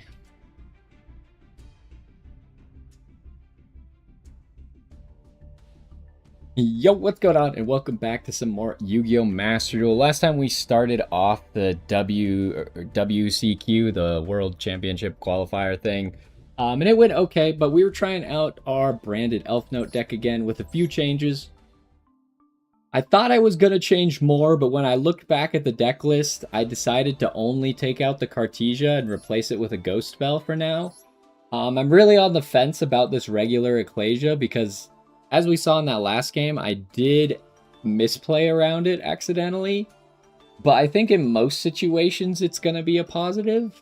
But maybe it just, even with it being a positive, it's not actually good enough to run it in the deck. So today we're going to try and run it without the Cartesia and see if we like it or not. Other than that, everything else is the same as last time. Extra deck wise, am I happy with everything? I don't know. Like last time we didn't even draw Super Poly at all. So I don't know if we're happy with all of our fusion targets. Still have never summoned Black Rose, but I don't know. It just feels like it should be so good. So anyways, let's get into the duels, see how it goes. Hopefully we can climb a little bit and see which of the cards we actually like and which ones we don't.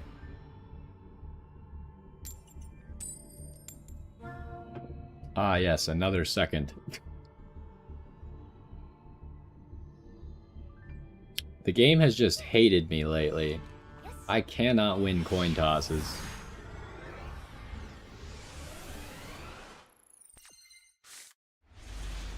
We got Super Poly. Unfortunately, 2 Medius is not ideal. But I guess we could drop one of them for the Super Poly.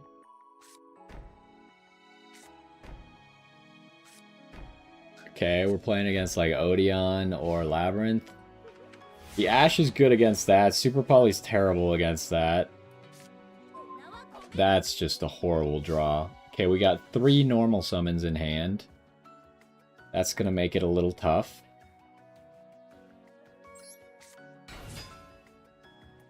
And it's a Solemn.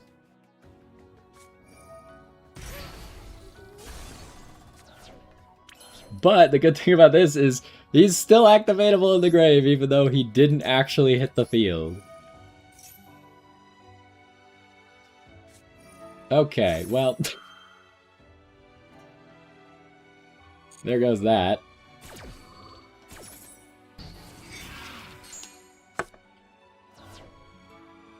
So, let's just set 2 and move on with our lives, shall we? But, like, he can't possibly have... Does he have, like, a way to kill us? Like, I don't know. He's probably playing stun. He doesn't seem to be drawing any of his stun monsters. Okay, Albaz.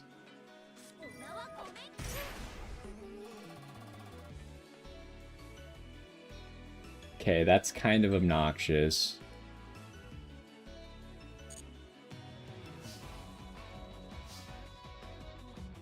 I feel like we should try and make a play first with Medius before I pop this, because I can pop that with Fallen in the Virtuous. I'm glad that we have all normal summons in hand. That's really cool. So let's try this again.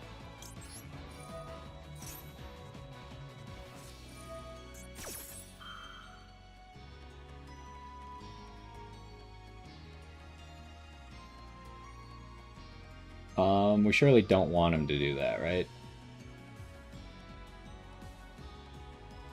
I think we gotta Ash this. He's got 1 card left that he didn't use last turn.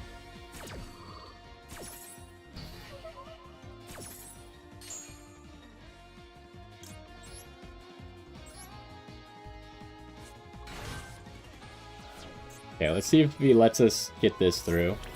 It did.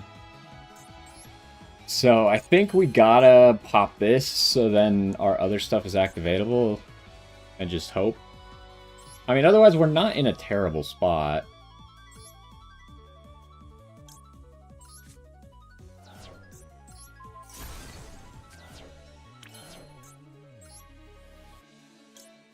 Oh, he's out of there. What the heck did this guy's deck do?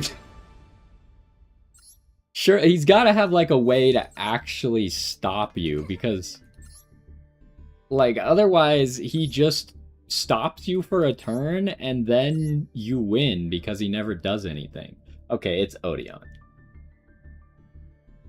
It's 60-card Odeon, so I guess it makes sense that he didn't see any of his monsters. Honestly deserved. I wouldn't want to have to play against that deck legitimately. Yeah, he just didn't draw into any of his win cons, so... Which is gonna happen in a deck like that. Because obviously Solemns are not win cons. Oh, good.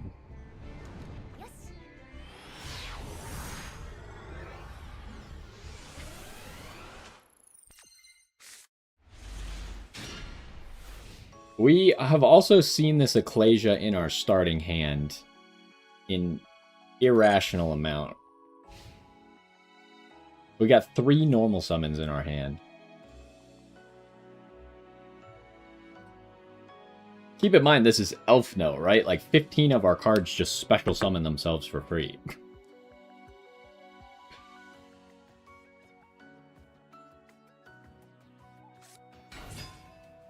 Cartesia. Well, we'll fool with that.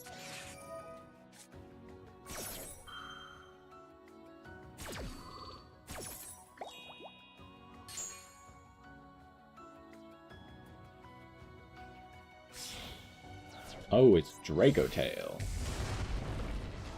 Okay, luckily we have Ash for the Rahu.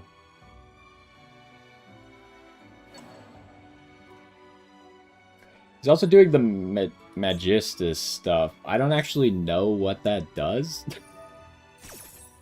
Not gonna lie. He seems to not care about Crowley, though. He's just getting Malulu back. He went for Flame right off the bat. Does he have another way to trigger something? Surely I just let that go.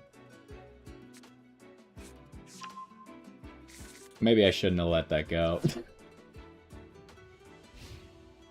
It's okay. I shouldn't have let that go for sure. That was definitely a mistake.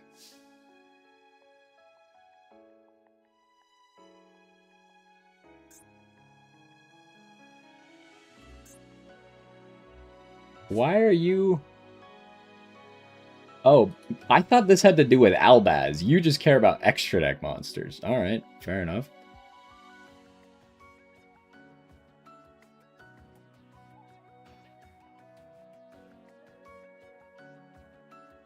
So he's just gonna activate Fimena if I do anything, right?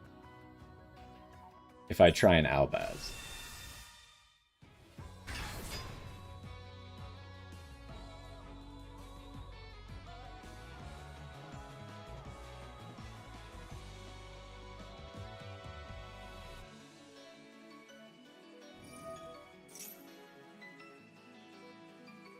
Ooh, this would if I hadn't just taken out Cartesia, I could cross out the Cartesia right now, huh?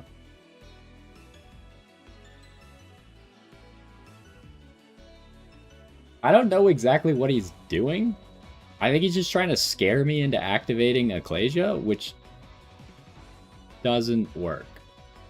So we know he has Fimena and Malulu. We don't know what the last card is.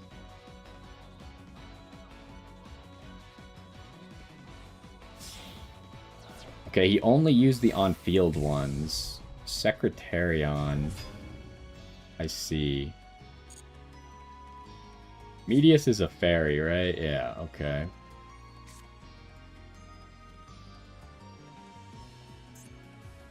So that's unfortunate.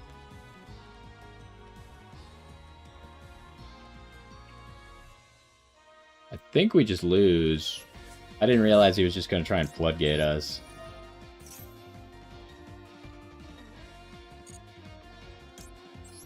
I really wish I had ashed that Ketu. I was just scared of him having another way to trigger a fusion, but I should have figured he didn't.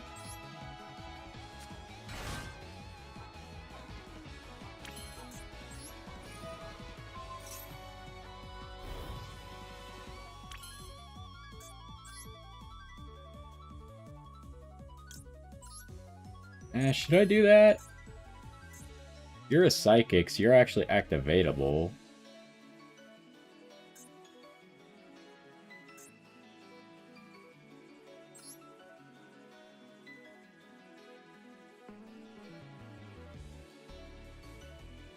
We also know this is flame still, right? But I don't really have any spell cards. Well, I guess I'll probably use the Elfnote one if I get there. I don't have anything that can beat over this guy.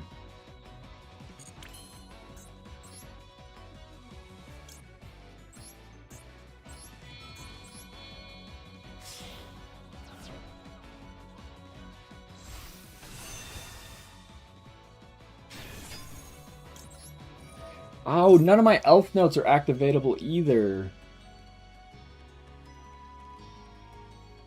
That's terrible news.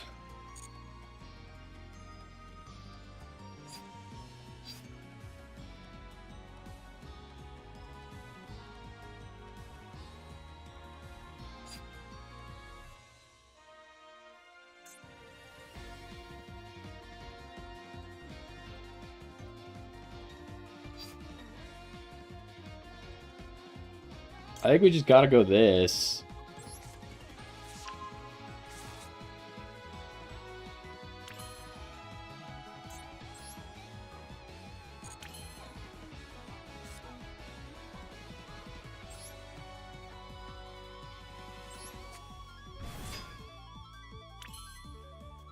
I can't just make a Baron here.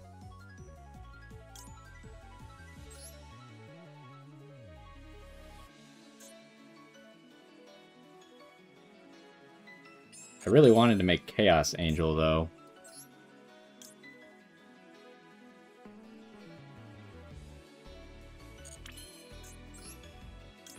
I think we gotta make Baron.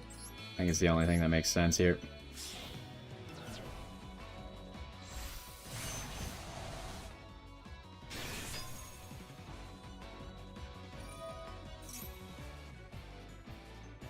We don't care about that.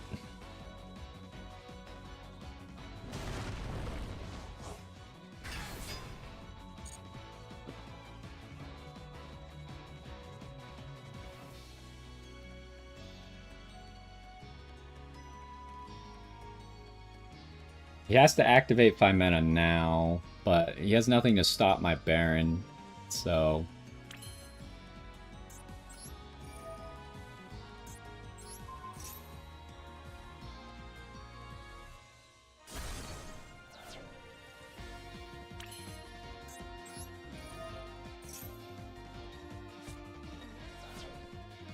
Can we win here?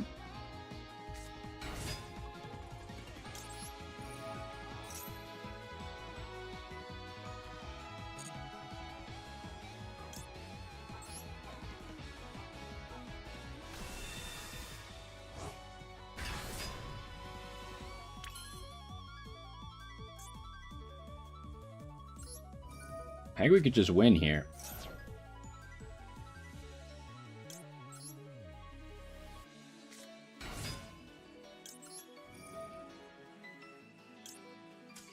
He's out of there. Okay, yeah, I mean, we were just going to win there. We could make Mirror Jade with his Arthalion.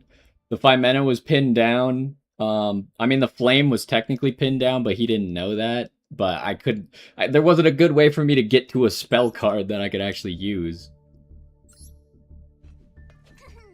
Yeah, Baron was definitely the right play, which means I do have the Royal White Dragon Albaz. But Baron being the right play means that going Fortuna was the wrong play, just because I don't want to waste the Fortuna. So really, I could have just used any of the other ones. Doesn't really matter. I just shouldn't use the one of there. Now, there are ways for us to get it back, but I still think it was just objectively wrong to use the Fortuna there.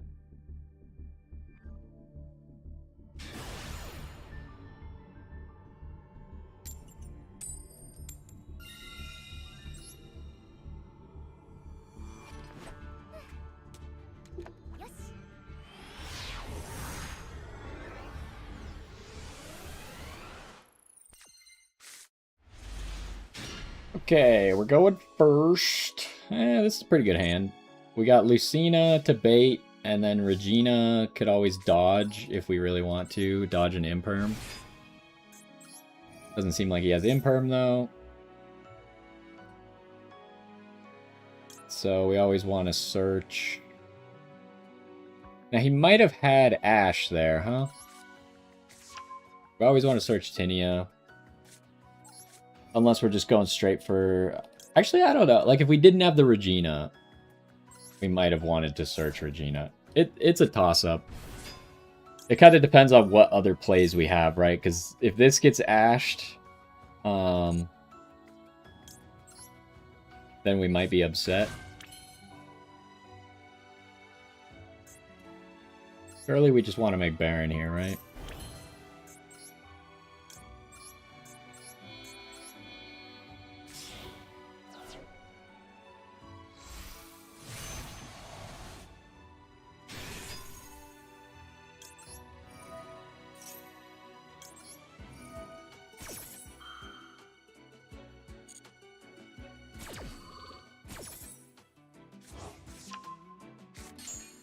Now, the real question is... Oh, he's out of there. I guess we don't have to answer that question. It was going to be, do we go Crystal or do we go Dark Dragon? Because I don't think we were going to be able to get to both. With Dark Dragon, we get access to Albaz. We already had Fallen in the Virtuous, so it's not as important.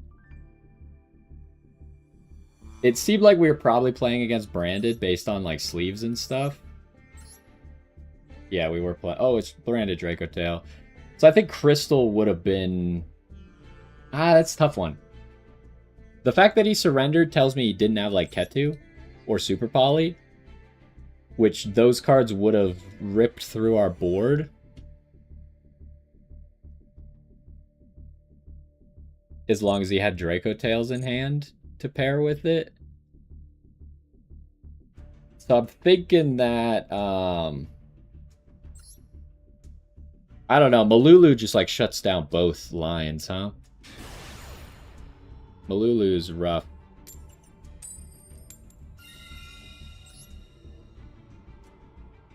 I think Dark Dragon's better against Branded.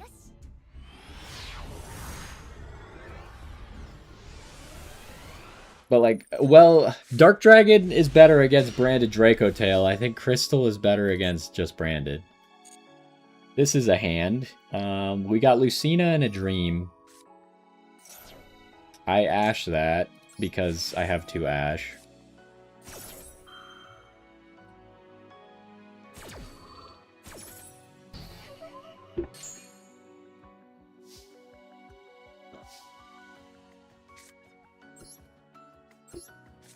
What would I normally do if he Perulias me and I only have 1 Ash?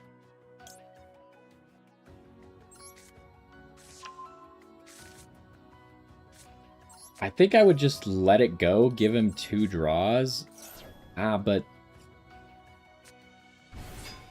That's a tough one, because then you don't want to set up the trap. So maybe you do just Ash Perulia when we're playing this deck.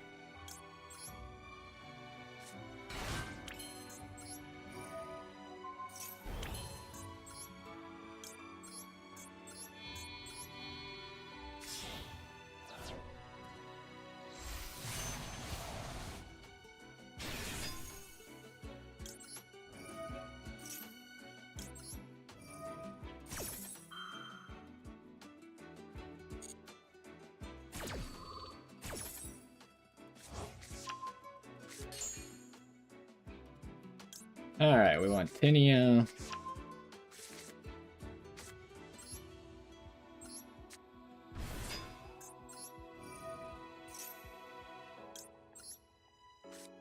Now, does he have Ash? I haven't been able to figure out if he has Ash. I think there's a chance he was holding it. Should I tribute the Tinia or the Regina?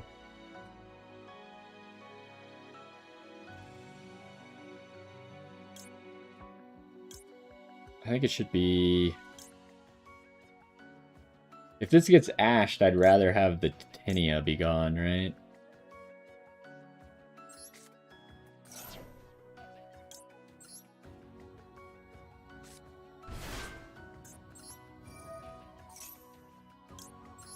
This is kind of like, because we're gonna tribute the Regina anyways, but it's a matter of if that play gets stopped, which one puts us in a worse spot, right?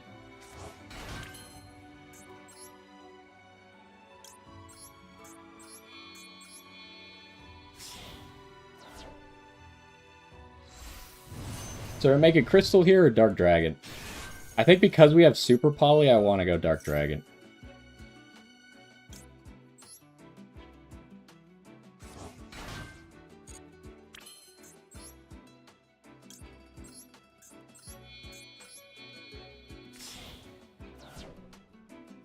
And this is a possibility to summon Ecclesia, the regular Ecclesia.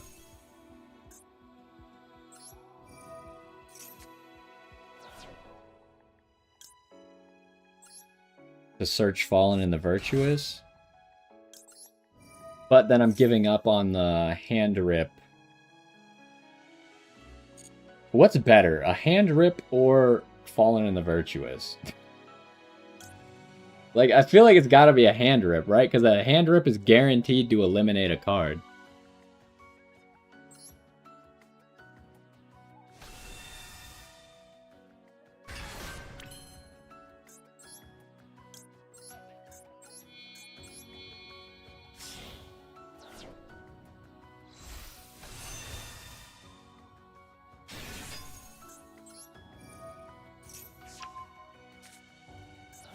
Okay, we're playing against branded.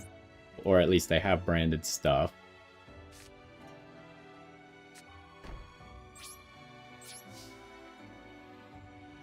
And that's not a bad hit, right? Because that means he probably doesn't have another one to immediately go into an Albaz.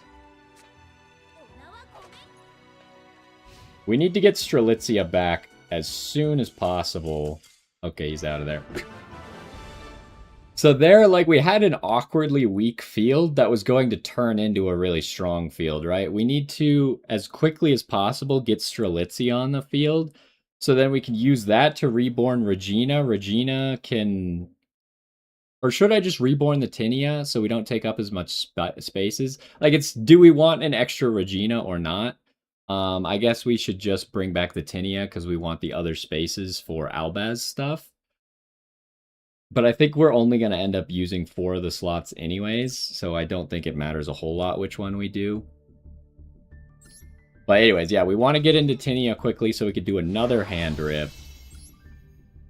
And then from there, we still have Albaz, Baron, and hopefully we negated something with the trap that was meaningful.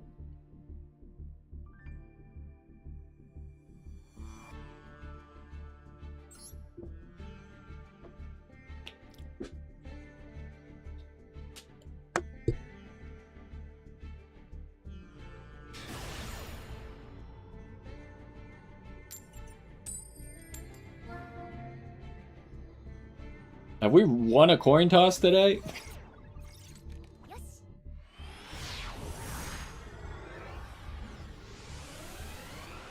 I think maybe we won one. Ecclesia's starting to piss me off. Like, it's a nice artwork and it's royal, but like, can I stop seeing you in my opening hand, please? It's making me mad.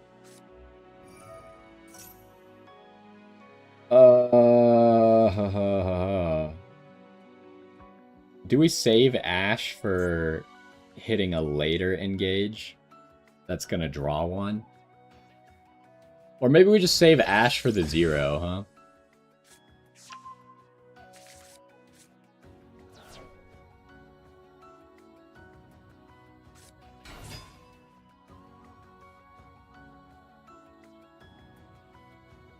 There's no way you could stop a Ray from getting into 0.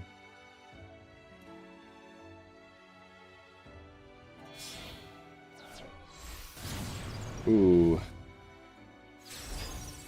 Yeah, that makes sense. I can't disrupt any of this anymore, though. Okay, that's why he did this. Because he just had Rose. But Rose, I could potentially disrupt. He has no normal summons left, and the Rose is being used up right now. And this is hopefully once per turn? Yes. So that could potentially stop him from getting into a 0.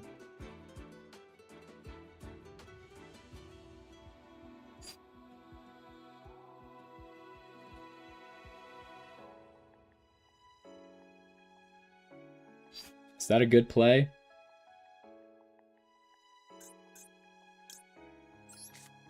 Let's try it.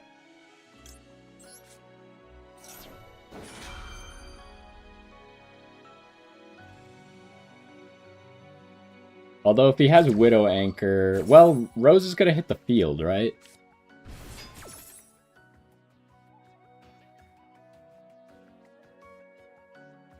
So Widow Anchor's not activatable?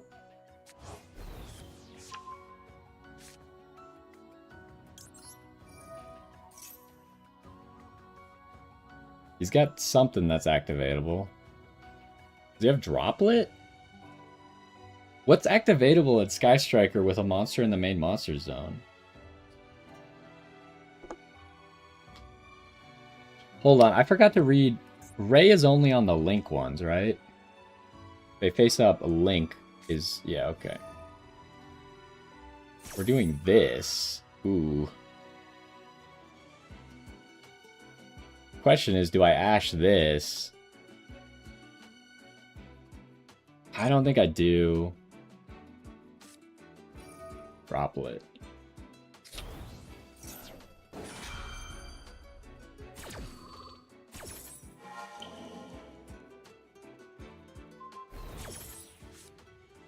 Okay, we're in a pretty bad spot now. This game might be unwinnable now. Dang it.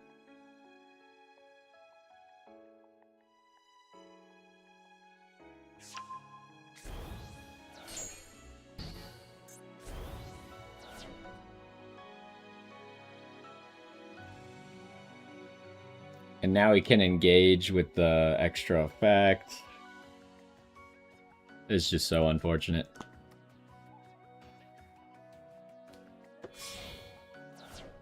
I think we still have to save the Ash for 0 on our turn, though. He's just going to get to engage twice, which is going to be a nightmare for us.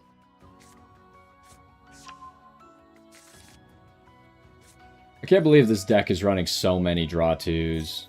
Oh, he's just... Okay. He just had everything. That's unfortunate. Like, what am I supposed to do about that? He just randomly lucks into the triple tactics.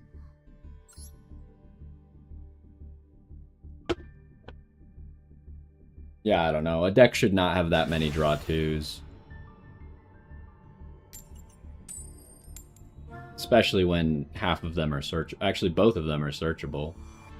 But the Visions is only searchable by the Radiant Typhoon cards. Also, we lost another coin toss, by the way. Okay. Surely that didn't count as me leaving, right? Is there anything I could have done better in that Sky Striker match? Just not Regina? I felt like that was a good time to Regina, but maybe it didn't make any sense to Regina? Because what I was stopping was the 0? I feel like it's big, though, because stopping the 0 stops an entire engage, right? And this is a terrible hand.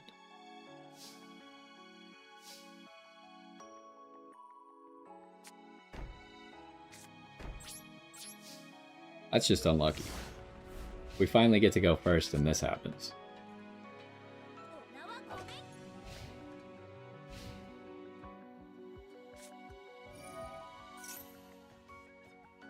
Do I bother ashing this? Could be good to ash it anyways, right? What else am I gonna ash? Like White Dragon is a pretty good ash. But he probably has access to White Dragon. I think I have to ash this. This seems like the biggest play that, like, if I don't ash this, then he has everything.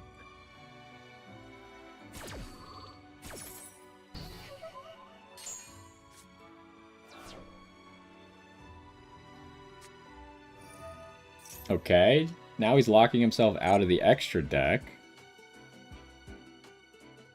Which might be good for us. Because that probably means he can't kill us.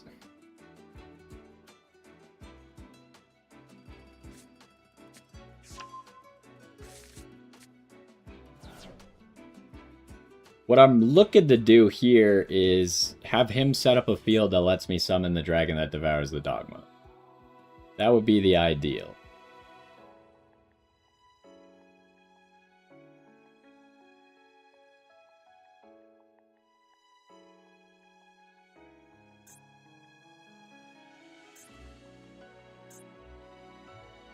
Because I can't Albion, that doesn't make any sense. Because I don't even have cards in my graveyard yet to use. Grangrenol as well, huh? Yeah, it's really just, we're just looking for this, and that's about it. We won't be able to make Mirror Jade because he is locked out of the extra deck.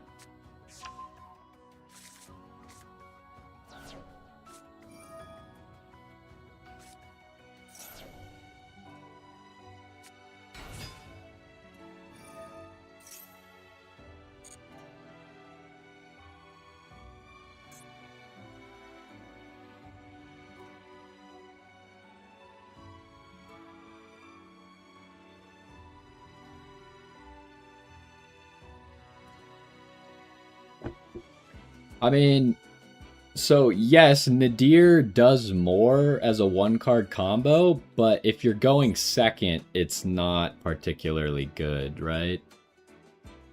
And he is going second. So by using it, he has locked himself out of being able to win this turn.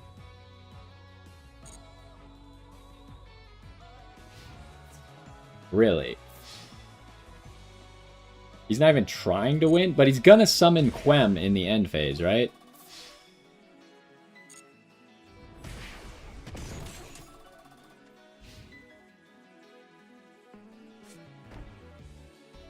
Like, Nadir is definitely a worse card going second, for sure.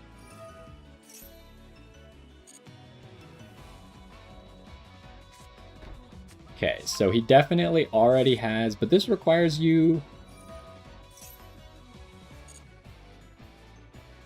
He definitely has a Fallen in the Virtuous right there.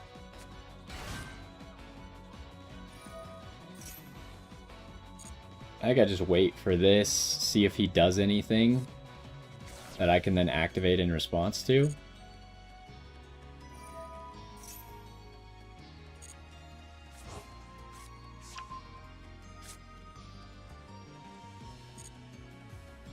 Okay, so now the turn's ending.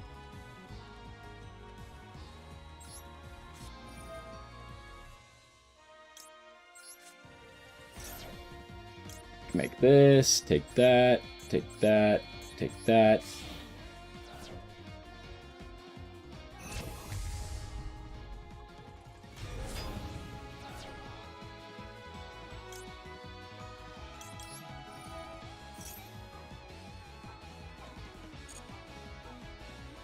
What should I shuffle?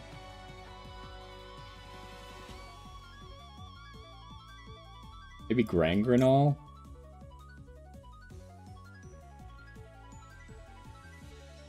We should probably shuffle the Albaz as well, just in case he can put a Rindrum.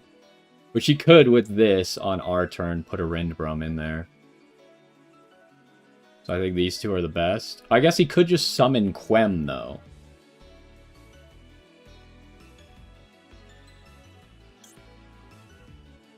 Am I that scared of what Grangrenol could summon? It could summon Quem. Well, okay.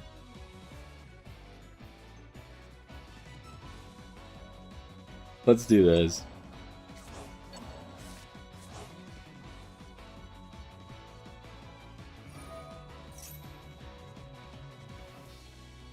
That's fine, he gets that back.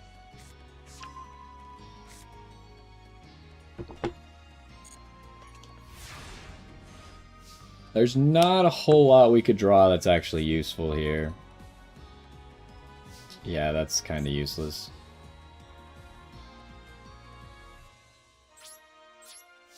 Well, all we could do is go in like this.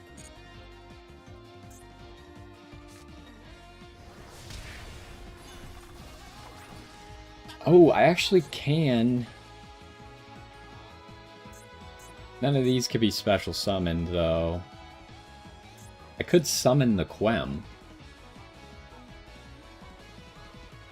That's not a bad play, right?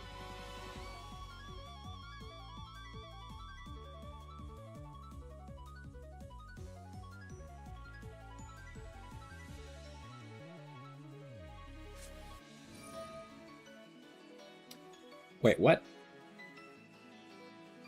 I do have an Ecclesia. This isn't an Ecclesia monster! Okay. Fair enough. I forgot. So this is just gonna do nothing except drop a card. I don't have anything to search off Albion.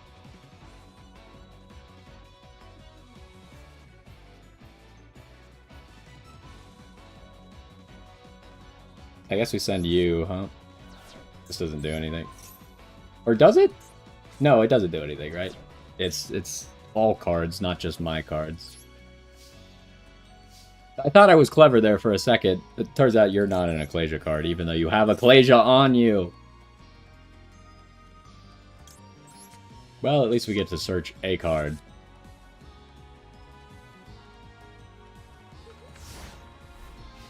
So, what's our goal here? I don't know.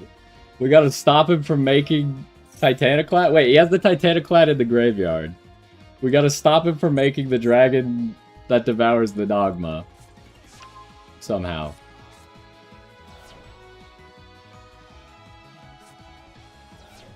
Alright, well now we look stupid for sending Grangrenol, but I don't think that mattered a whole lot.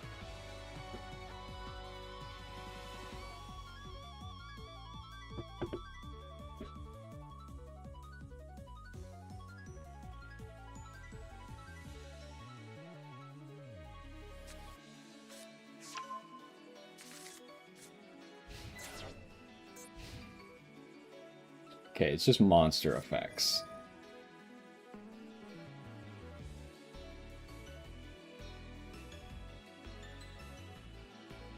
The good thing is this can't be tributed away by Alba Lenitus. Is it Lenatus or Lenitus? I don't know. Lenatus sounds cooler, I think.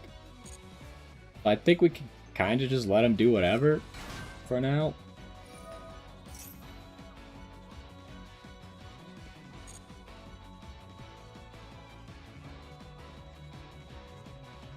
He has a Cartesia in hand, right?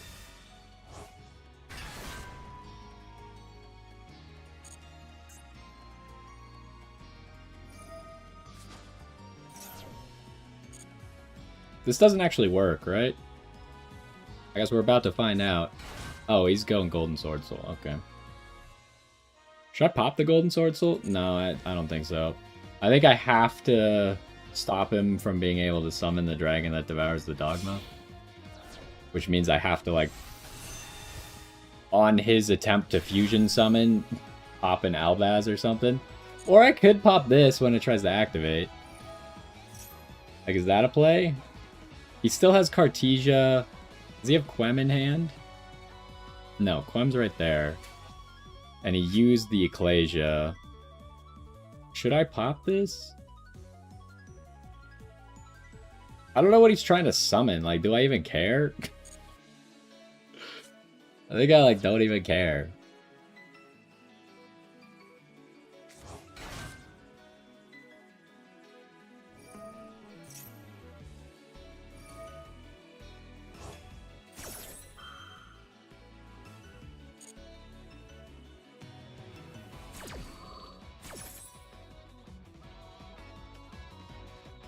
This is kind of a lame duel.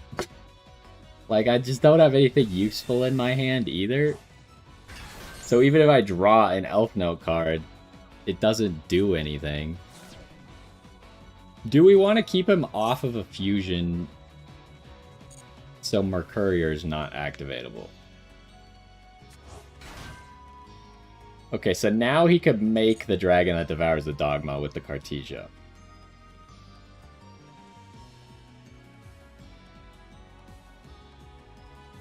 Which I assume he is going to try to do. And if he just has another Albaz in hand, like, I don't know, I guess we just didn't have a chance.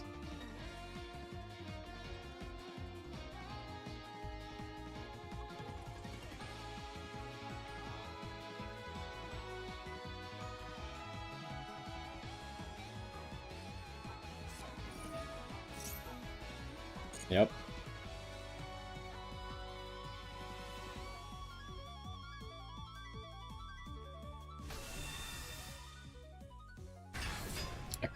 I don't know if it was a mistake to send the second one of these, now that I have the Albaz in hand. I definitely shouldn't have activated the other one of these. That was unfortunate. But I can send this, actually, and maybe that fixes everything for me, huh?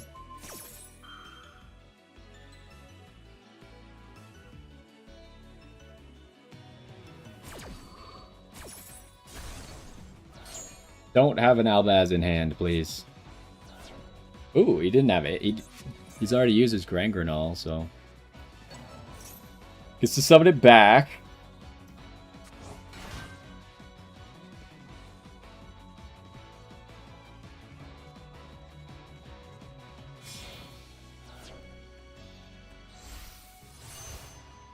Okay.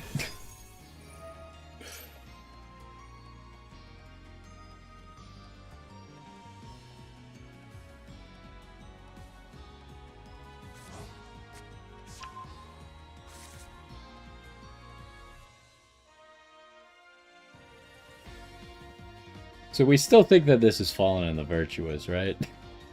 Which means that Albaz is... Like, I could win if Albaz went off, but I don't think it's going off.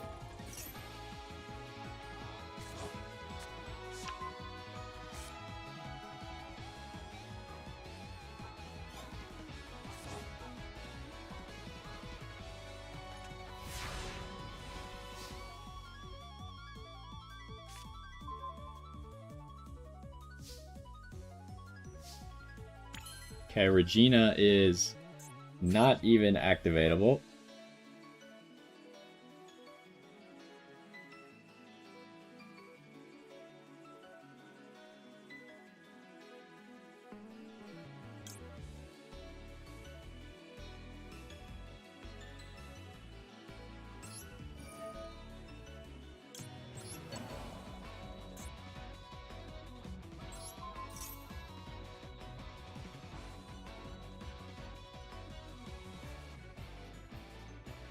He needs to activate this to have the Ecclesia on the field before I summon Albaz. And if he doesn't do that, then I'm just going to try and summon Albaz and see what happens.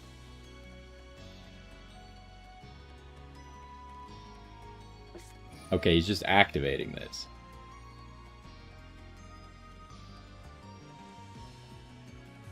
It's because he wants to activate Quem. Oh no, he's... What? You're filling up all your slots? I guess that Quem, it doesn't actually send a card if you do this, so... So now we can make a dragon that devours the dogma. And then I guess I have to crash them?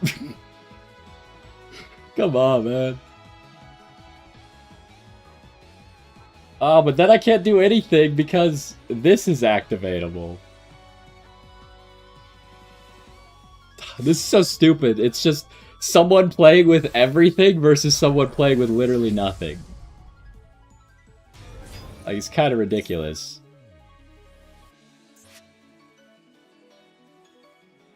Oh, and this didn't even get to go off because he shuffled, or he activated that, so it didn't shuffle it back.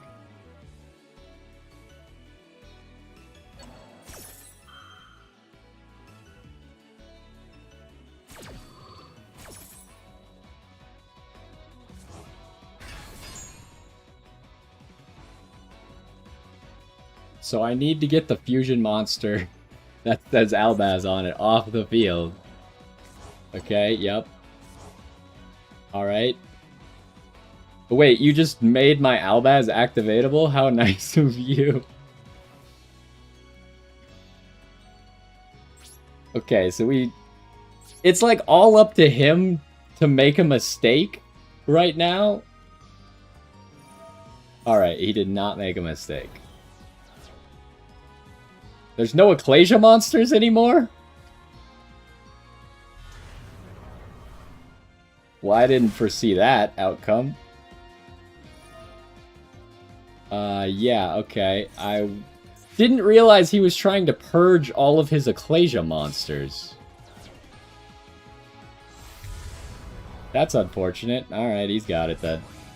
Well, does he got it? Yeah, he's got it. That was so stupid. Like, what kind of a joke is that? Like, I'm taking this guy to, like, 7 turns playing with 0 cards the whole time, and he has access to his entire deck? What a joke. Oh, good. I ranked up, and immediately I've lost every single coin toss, haven't had a single chance to play a single game. Happens every single time. It's so annoying. Like that last game, what was I supposed to do? I started with 5 unplayable cards. And they're like, oh yeah, try and win the game with no playable cards.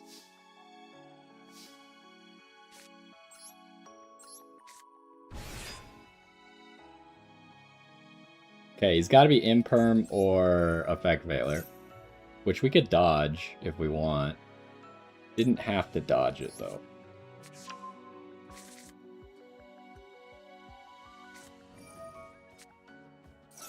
Okay, well we're gonna definitely activate this in response to that.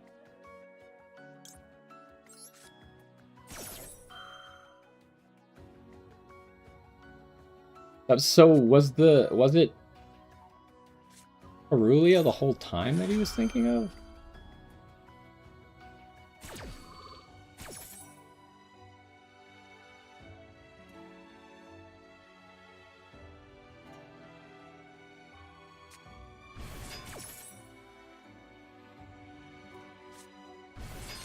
I'm assuming he's trying to spin a card back, right? With Lucina.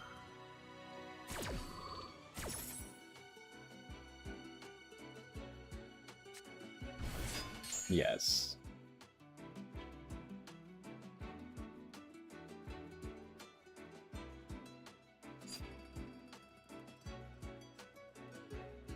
Do I just like surprise him and go for Fortuna?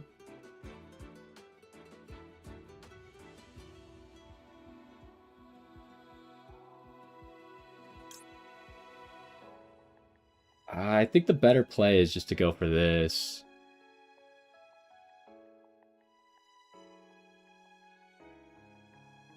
Yeah, it's weird because he's going to wait for my Power Patron to activate and then he's going to spin it back, right? And then I'm going to have to normal summon it.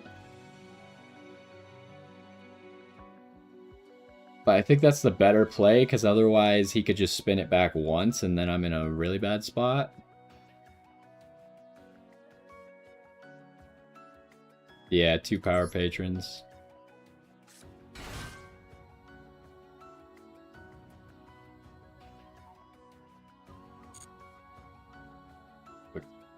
Okay, he does this immediately, which doesn't even make sense, right?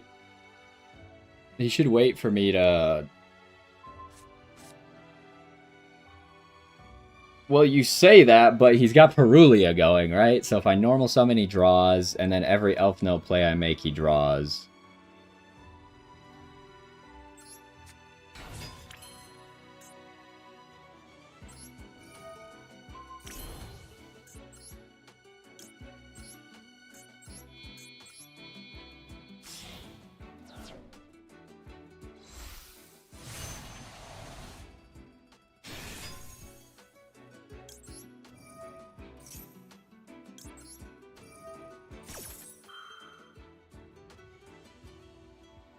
Do I still go White Dragon?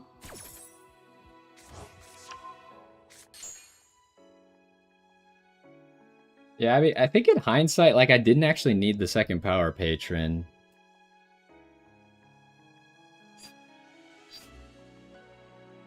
Should I still go Fortuna as well? Because if I went Fortuna earlier, he was just gonna, like, anything he spins back. But then he could have just waited for me to normal summon, so I guess it does make sense. I had to have it on the field at some point. Do you have Droll now?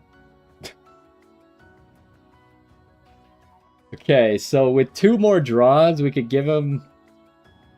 We could get Fortuna with a trap card.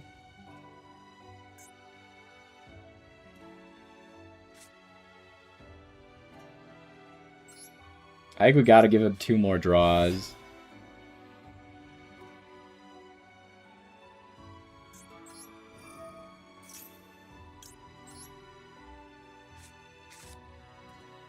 Or do I just not use the white dragon at all?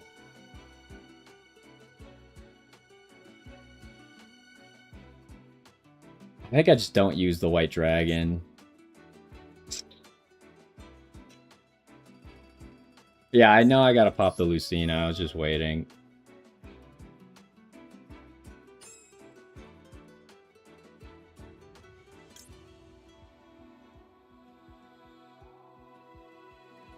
Maybe we want Tinia and Grave. Maybe that was a mistake. But...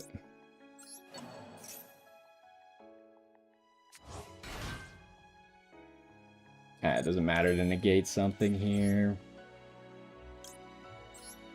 Go Strelitzia.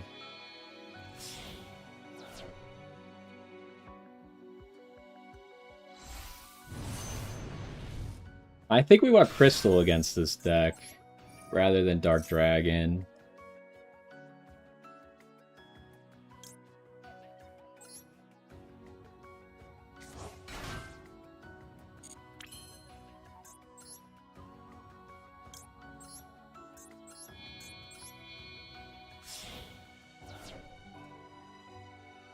We just... maybe Crystal was a mistake because of Super Poly, but... I don't know. Like, we're at a bad spot because he messed us up. Yeah, I know we got a lot, but if they Super Poly us, we got a problem, is what I'm saying.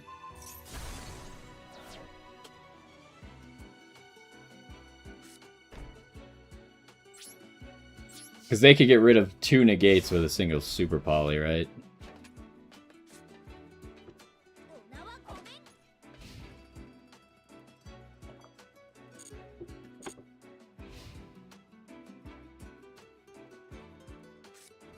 Okay, they have their own white dragon. I should probably crystal this, right? Or I could super poly him off of it. Would that be better? Because we don't go Albaz engine because he's drawing off of Perulia every time we do anything. I think I super poly him instead.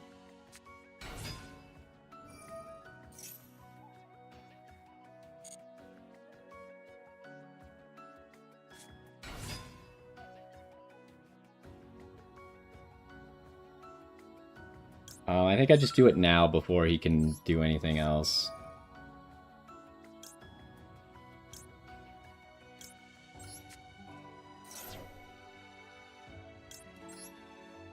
Let's go. Boop, boop, boop. Give me all that. I mean, yeah, obviously it's bait, but, like, it does put him in a good position to let all that go off, right? Spin back. Okay, he's out of there. I don't know. I think I played that correctly. I don't think giving him another draw was worth it to get into Dark Dragon. But I guess we could have given him another draw, not gone Dark Dragon and gone Hand Rip instead, but I feel like that's kind of like a net zero, right?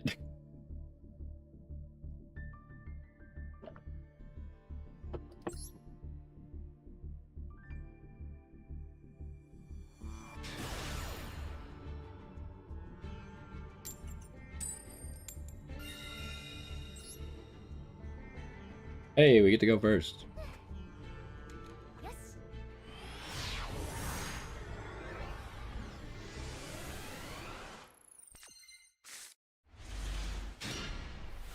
Okay, well, we got called by and cross out, so hopefully Tinia can make stuff happen then. I guess worst case scenario, I could summon Ecclesia. Oh yeah, he was already locked into 8s. But how does Albaz read? Like his hand effect needs to resolve to be locked, right? I could have just looked at my own deck. I gotta remember that people are locking themselves. Yeah, his effect needs to resolve. So if I negate it, then he's not locked into 8s. So I want him to accomplish that and then wipe his field up. And then his Elfnotes can't do anything anymore because all they can do is make a 7 or a 10, right? You can't make an 8 unless you have Medius. Then I guess you can make a single 8, but that's not enough. So yeah, that's a good point. We want, like, especially if we know the deck is Elfnote like we did, we want them to lock themselves.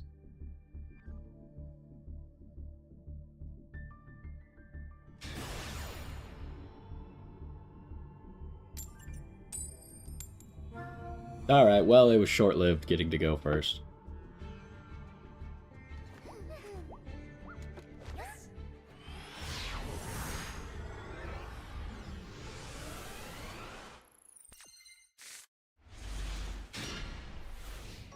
Not the worst hand ever, but if Fua gets negated, I think we're in a bad spot. And Fua almost always gets negated. It's just searches, right? Yeah. Oh, good. Okay, we've had this situation come up a lot. These jerks use this, and then Tinia gets them. Tinia beats these guys up. Okay, how does this card work?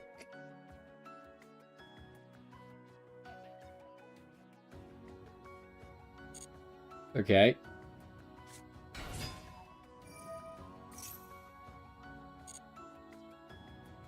We're waiting. I don't think he's gonna use this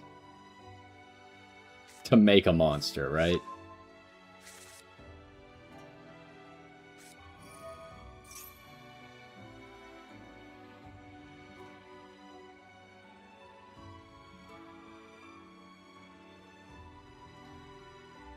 Okay, we'll just do this on resolution.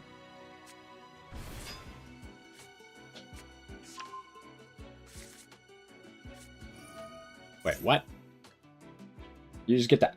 Oh, because it's a trigger. Okay. Well, I'm fooling now because it's on resolution of the other thing anyways, right? Well, do you do anything if you're summoned?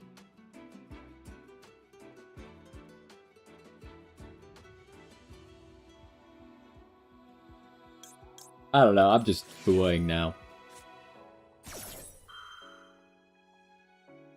Does he actually have Ash? No, okay. So he might just do nothing because he's got his little floodgate, right? I can't believe that this is searchable with 7th Tachyon. What a nerd. Actually, we have 2 ways to out this guy. We could out it with Fallen in the Virtuous. Stealth Kragan. How do you work? What, you're still doing things?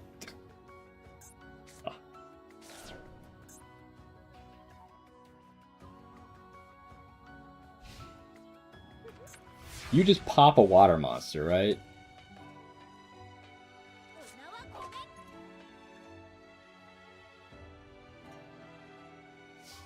What's activatable? Are you activatable?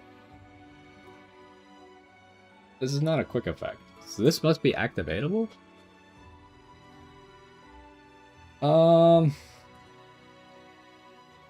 This is a tough one. I think we just have to deal with the floodgate, right?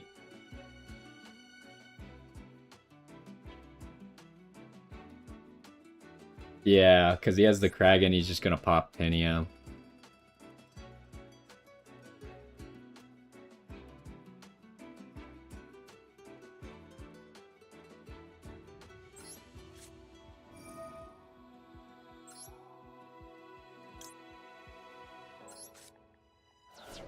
Alright, let's get rid of that.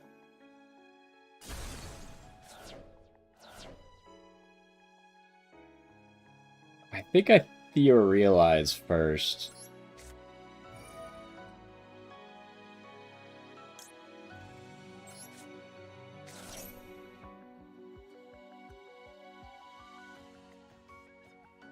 Pop the pop, you think? And then, but then I have to go battle phase, right? We can let him have that. You might be right. If I only had the Tinia play, I think that is correct.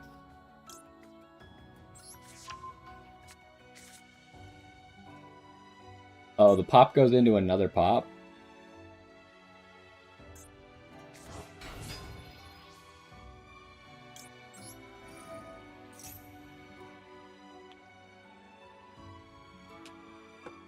Okay, so here's the problem where our deck has a bit of an issue.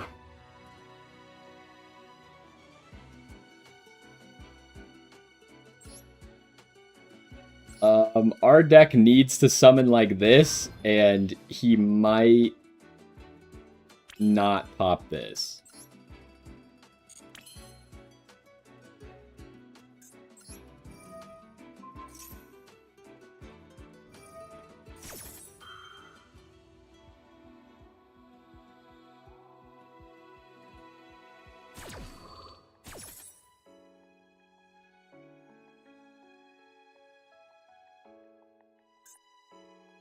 This is only if he's destroyed, so if I can get him off the field...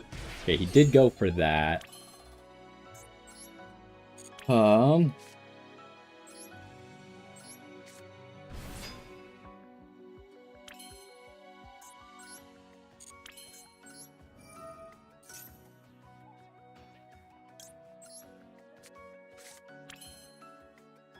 don't know what to do here, though. Do I normal summon the Albaz? So, I think I'd normal summon the Albaz. Because we're not going to normal summon anything else, so... Might as well.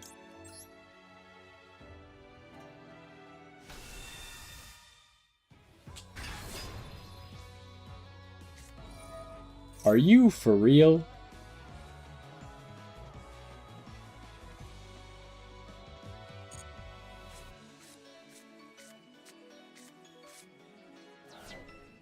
Wow. I'm still fine, though, right? I just tribute Tinia here.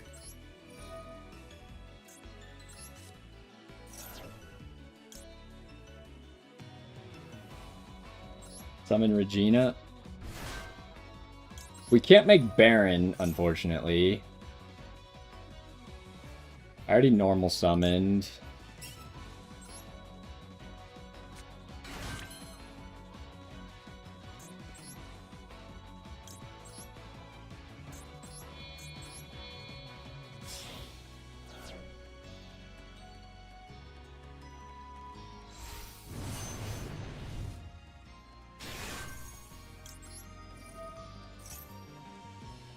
So is there any way I could deal with this Kraken while it's face down? I don't think so. Crystal Wing does do work. I guess I attack it with the Crystal Wing and then negate its effect when it dies.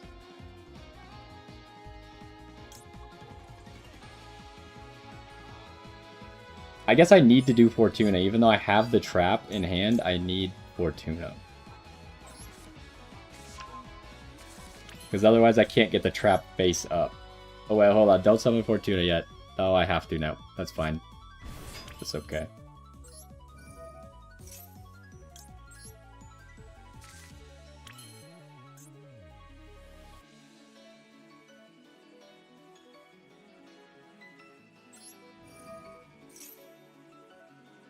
Yeah. I think we're not going to be able to win this turn, but we're going to be able to wipe his whole field, right?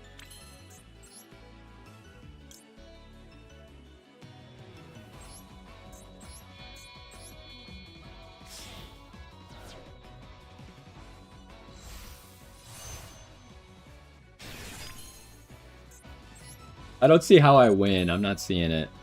Because Regina's second effect has already been used, so I can't summon more monsters.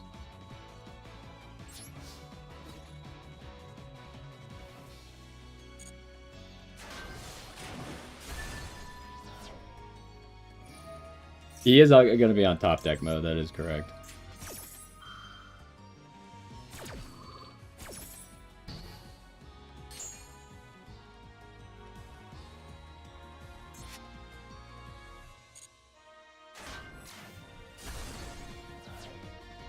And then the Medius could be tributed, right? Because he got flipped face down.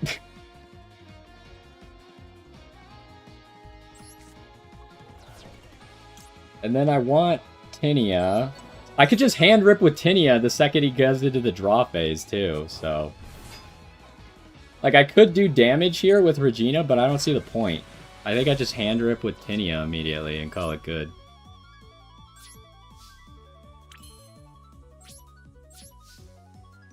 Yeah, normally you can't tribute the Medius after he's used his engrave effect because he has to be banished. And the trap card has to send to the grave. I don't think he realizes that I'm just going to hand rip him.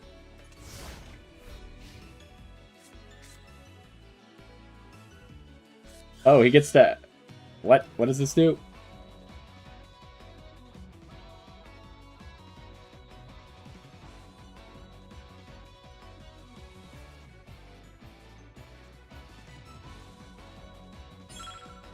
I don't know what all this does. What?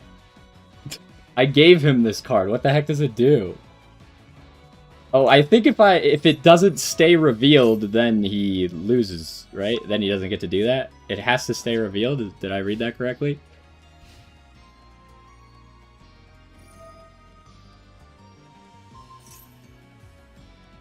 I think we just negate everything. I should have put that on the bottom. But, okay, to be fair, though, if I knew I could rip it from the hand, then it doesn't work, right?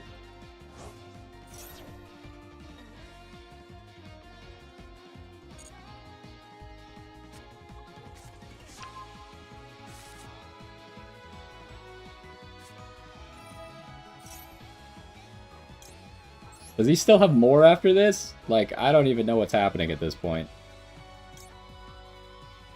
Okay, he's out of there.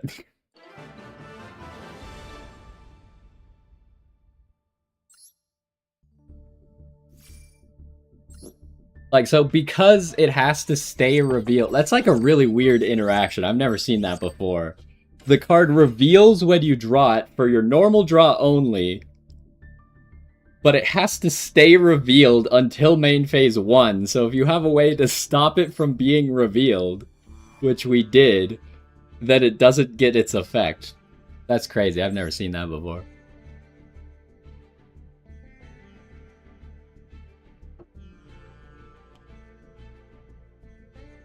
Yeah, that would have been really annoying to have to deal with the floodgate and a whole bunch of riffraff on top of that. But I mean, like, he's just a loser who's searching a floodgate as his best play, right? That's kind of obnoxious. He deserves it. He got to go first, too. Which, by the way, we're going second again.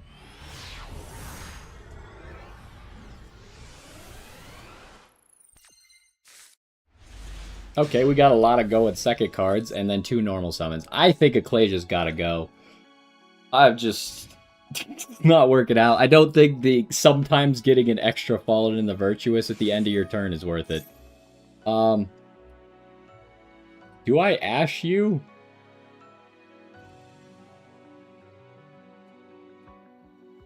Or do I Ash the Betrayal? I think I Ash the Betrayal, right?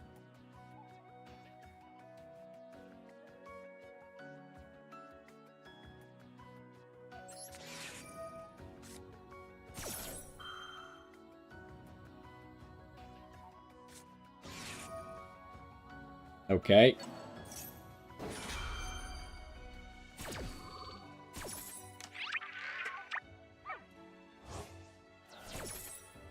Now we're in a bad spot, though.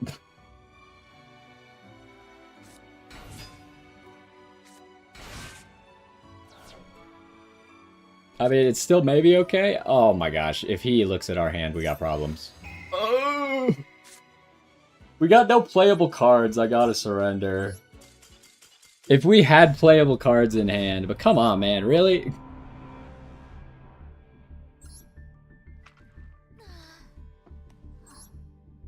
I swear, some people are just so lucky. He really has the one of called by. He probably only runs one triple tactics talent, but maybe he runs more. I need to take this Ecclesia out, but we'll do it after today, probably. We'll do it for tomorrow. This Ecclesia is just, like, dead every single time. That is getting annoying.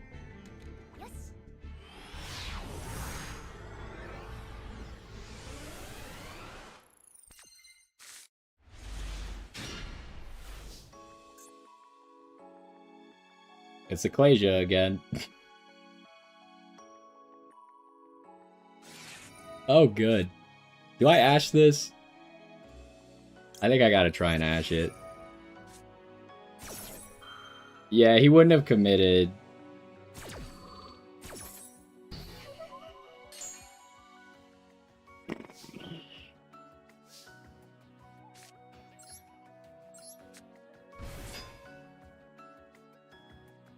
Okay, well, he didn't. You gotta do it like that anyways, just in case, right?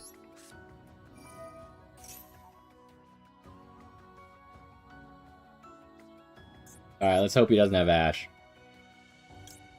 Alright, bye, Ecclesia.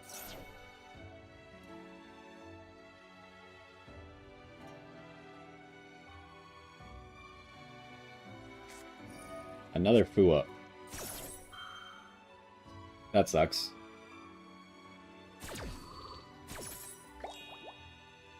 I gotta give him 2 draws.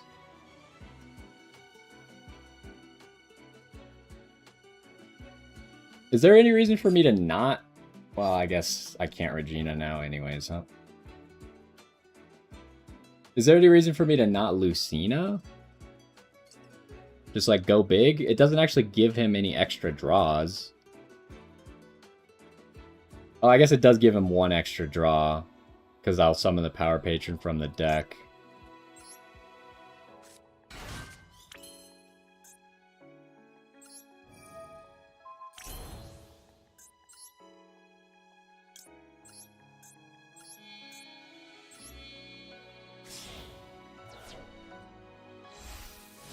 Do I do anything with this Albaz? Because the Albaz gives 2 draws, right?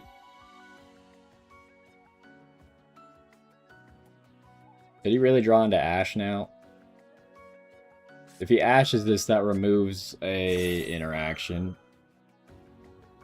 Do I Baron this? It's a weird situation, right? Because if I Baron, then I'm gonna use Baron on his turn, which means I won't have a Synchro for the trap card. So it doesn't actually give me anything to Baron this. That's unfortunate.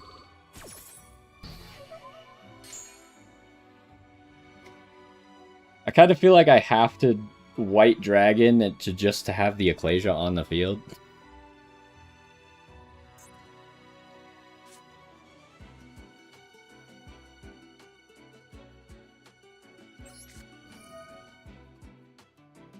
I guess this also gives us the Fallen and the Virtuous, so yeah, that's probably the correct decision.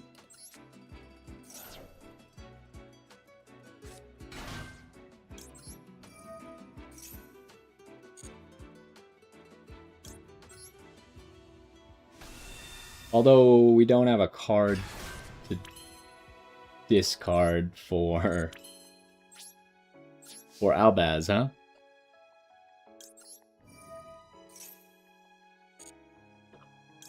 This is just unfortunate.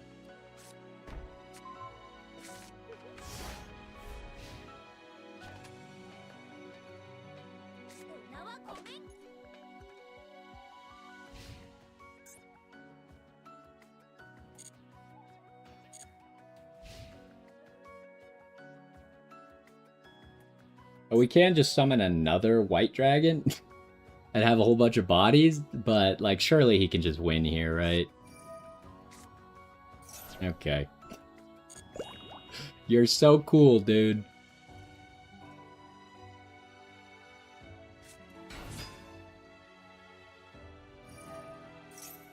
Is this a Baron?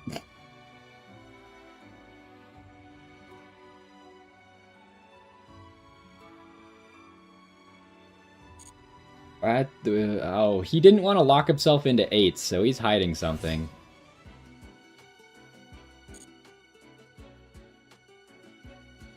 But I think we let him make Dark Dragon and then pop the Dark Dragon when it tries to activate, assuming that's what he's doing. Or we could pop the Albaz, you know, there's whatever he wants to do here. But I think he wins. It's gonna be really hard for us to win. Okay, that's a problem.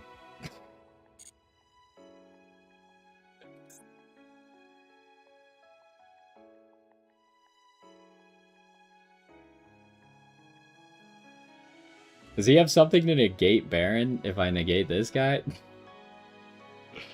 Oh, jeez. Oh, good. And it's also full Mitsurugi combo. So fun. But I have to let him do that, huh? I think we lose again.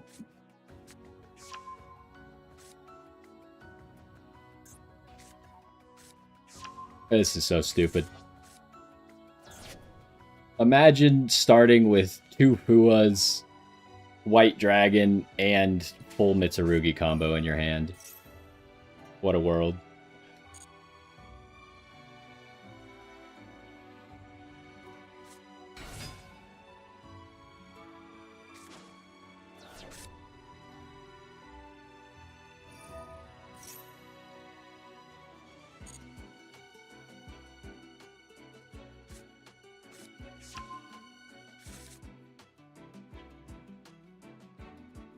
Oh, and Ash. Because none of this would have been possible without Ash as well on top of all that.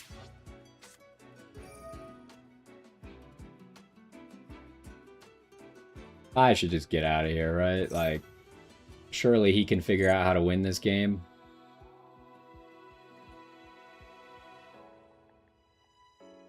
Because even if I do just negate something good with Baron, and then he wipes my entire field, like, I have no follow-up.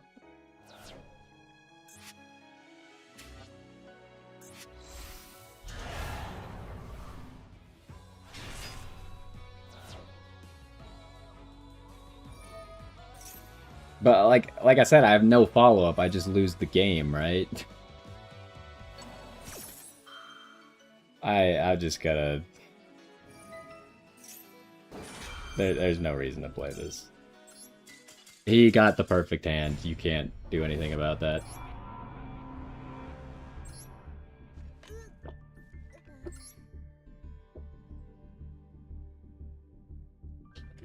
What do you mean fall into the virtuous? We get a single fall into the virtuous to set on the field. That's not exactly ideal.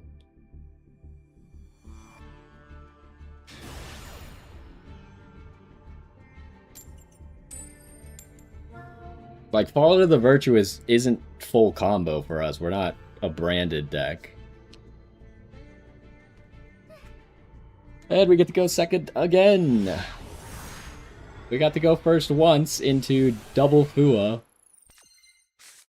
And then it's back to always going second.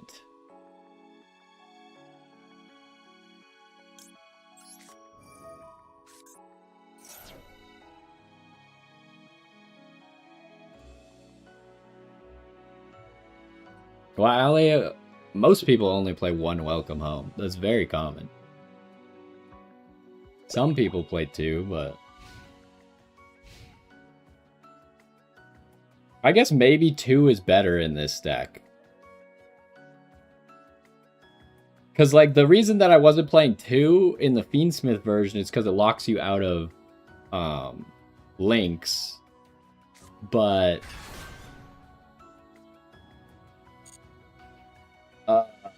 that's the problem. But in this version, like, we're not fusion summoning on our turn anyways.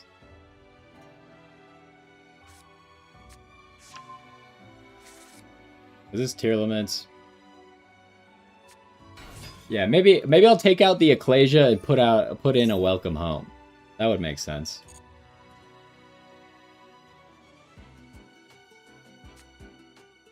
Do I ghost spell this? Probably, right? Because then he already has a Sheeran in the grave that can't be really used effectively.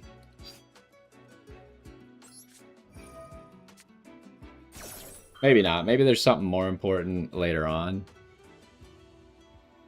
Well, I'm just saying, like, normally if your deck, like, has Fiendsmith in it, it's a starter that locks you out of half your deck.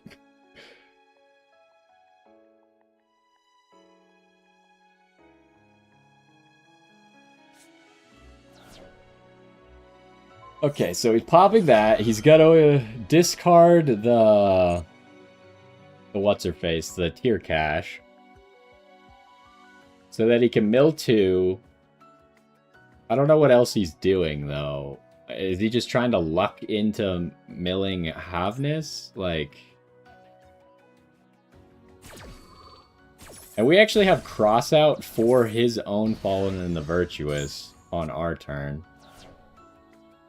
The question is are we going to be able to super poly anything?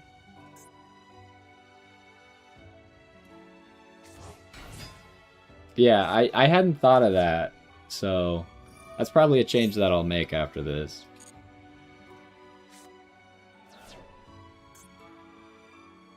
He milled 2 white dragons. He also has a royal white dragon.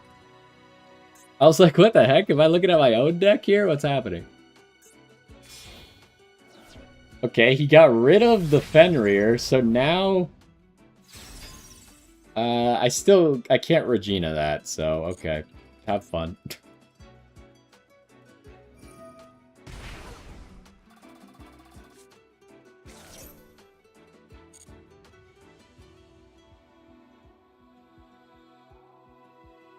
Does this start tier limit combo? I guess it probably does. Wait, he can't special summon anymore, right? Yeah, he can't special summon, so this doesn't start the tier limit combo. What is so good that he was like, if I summon just this card, it's good enough? Surely nothing, right?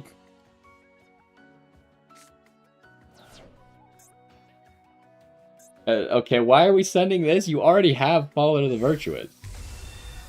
I guess he wants to set Branded Sword as well.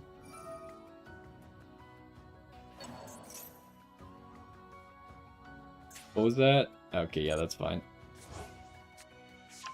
Okay, that's pretty good, though. But we could... The weird spot. We got a Super Poly when he summons the Albaz.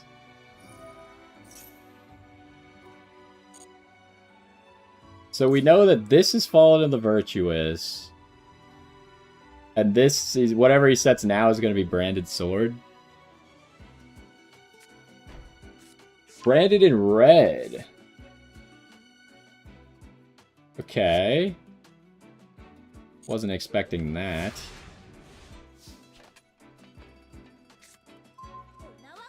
Okay, now we have our own white dragon. But we don't have Alba Lenatus, so we can't just insta-clear that. I just gotta, like, get fancy and try and force him to... Or not get fancy, I guess keep it simple, try and force him to Albaz.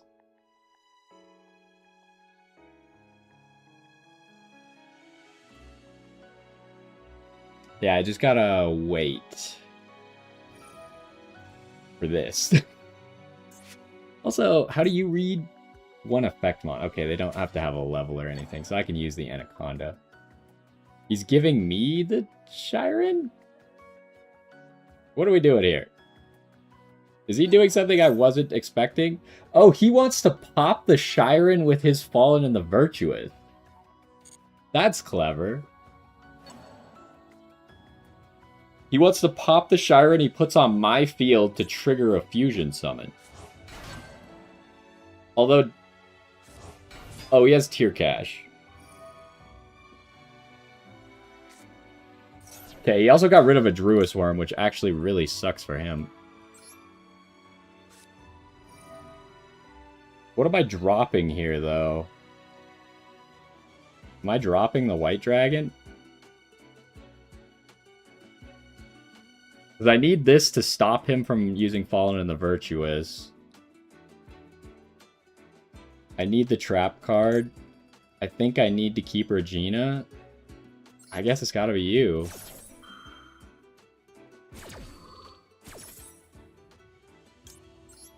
Or should I make, I can make Mirror Jade instead. Is that better? He has an Ecclesia monster, or no? There's no Ecclesia monsters. Maybe Mirror Jade's better.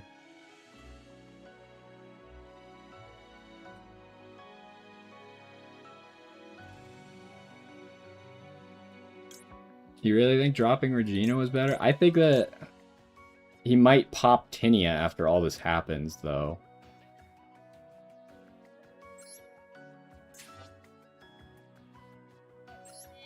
Could I really not use that guy? Why is this guy not usable? Oh, he can't be used for fusion summons? Okay, fine, it's Mirror Jade. I totally forgot this guy can't be used for fusion summons. So I could Mirror Jade the Shiren, but I think I need to get rid of this thing, right?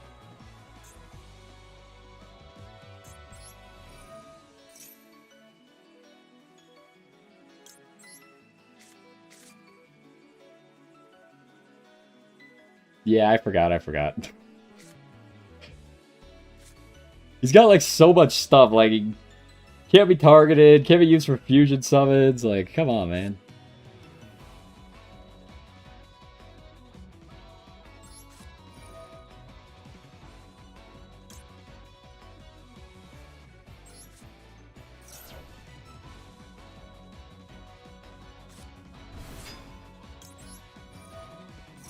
Also, if I tribute the Shiren, that will activate its effect. Ooh.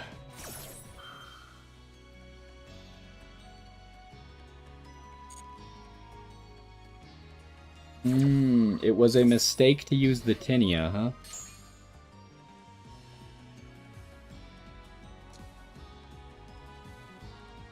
I guess I have to Mirror Jade, get rid of this, and then use the Mirror Jade?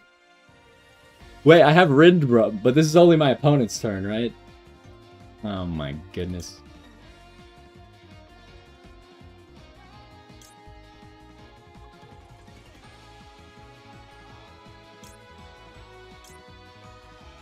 I think it's still good, though.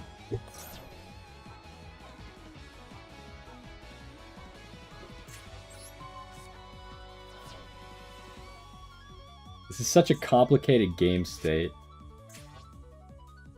Like, I have to tribute the Mirror Jade. I can't tribute this Shiren.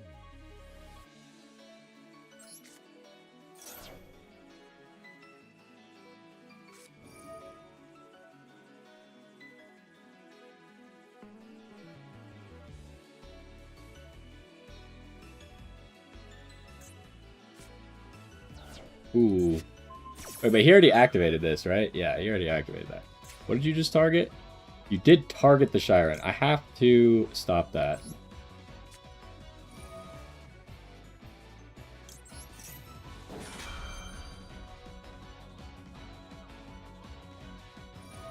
Well, the question is, with this branded in red, can he actually make something that's, like, worthwhile?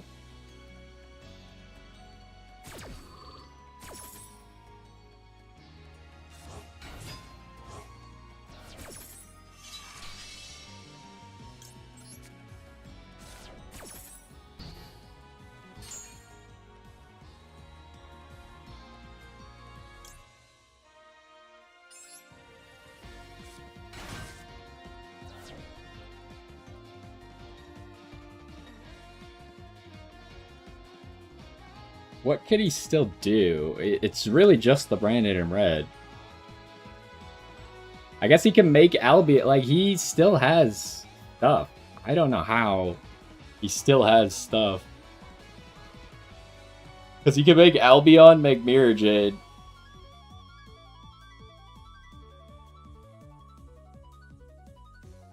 I mean... Oh, you're right. I'm stupid. It doesn't activate because this is cost. This is not effect. I'm dumb. Okay, he surrendered because he's stupid. I don't think he realizes that he could have used his branded red to make Albion and then go Mirror Jade and then probably stop my turn. But you're right. Okay, I was completely misreading that. Yeah, Shiren getting tributed would have been the play because it's not for effect, it's for cost. I misread that situation. That was such a complicated game state.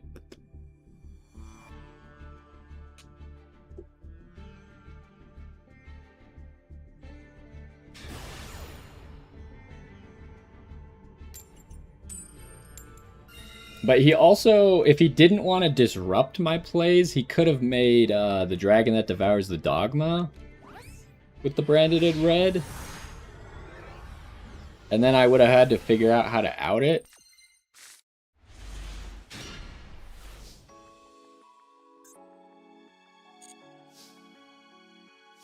Okay, I need to remember to try this second.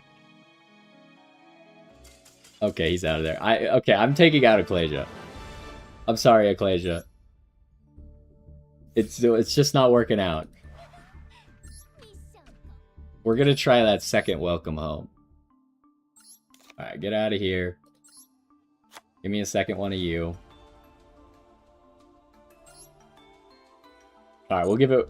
We'll see if we can rank up with this duel, otherwise we'll end it there if we can't. Oh, right! That was the whole thing! I was upset that he didn't have an Ecclesia, so it wasn't even an unaffected Ecclesia. It was... But, no, it would have been, because he would have summoned Ecclesia with the White Dragon, right? Surely? Surely he would have summoned an Ecclesia to make it unaffected. I don't think that's accurate.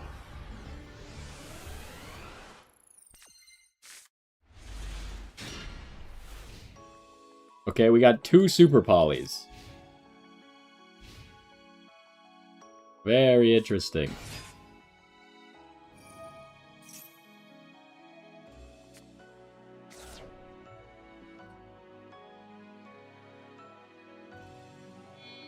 Okay, we get to watch this stupid combo again.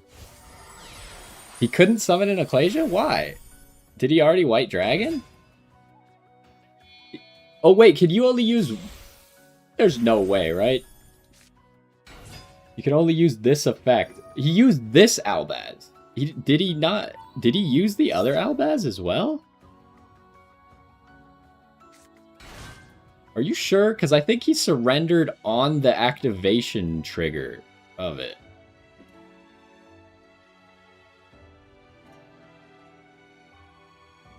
Like, it could have been the branded in red that he was holding, but... You're positive he used it already? Huh. I must have just forgot. I mean, that was like a very complicated turn, so...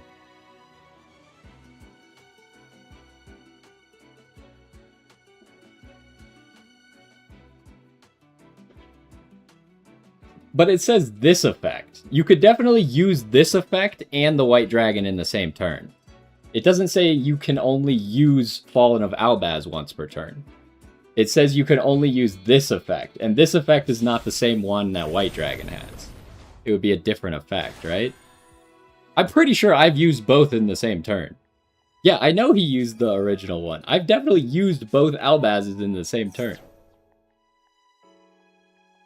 I don't believe that's true. Unless I'm crazy. I know you can call by the White Dragon to negate this. But this very clearly says this effect of Albaz. And the White Dragon does not have that effect of Albaz.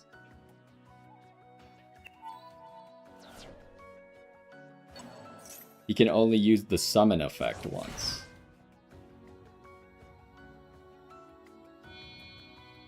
Maybe we're not talking about the same thing.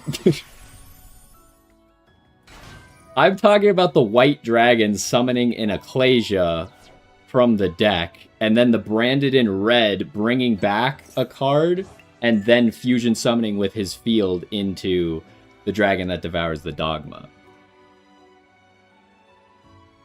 But I guess that would banish the Ecclesia.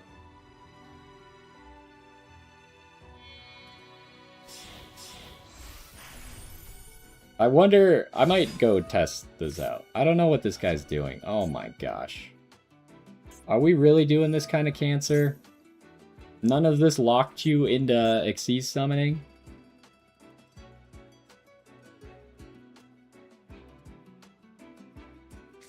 This is just tier support, huh?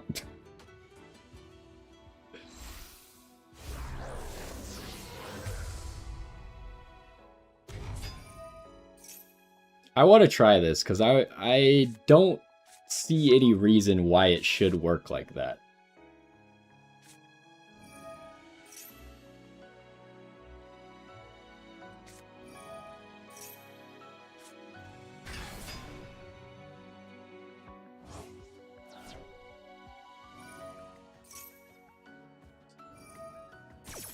Also, why didn't he make F0 earlier?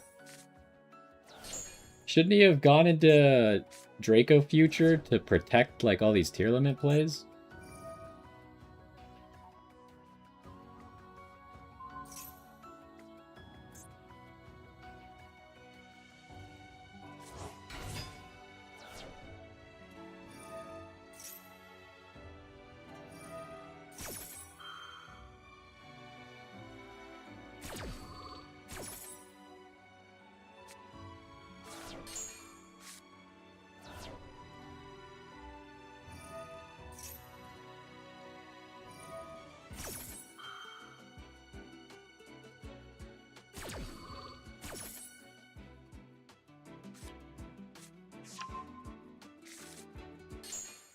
Okay, hold on. What do we got? We got Solic.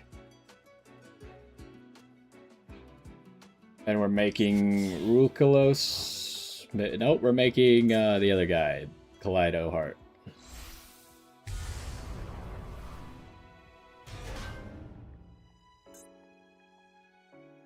Draco Future's light, right? That sucks.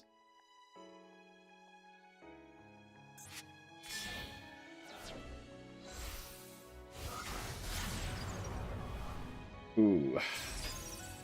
Oh, we're not making Draco Future? I feel like this gives us away. So, hold on. How do you read exactly?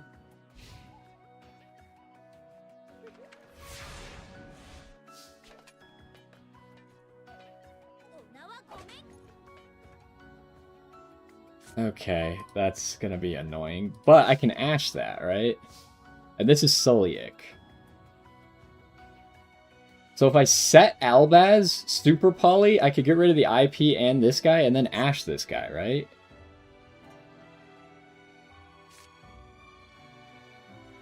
And then he just has Solic, which I can fall into the Virtuous. Does he have anything else that I'm not aware of?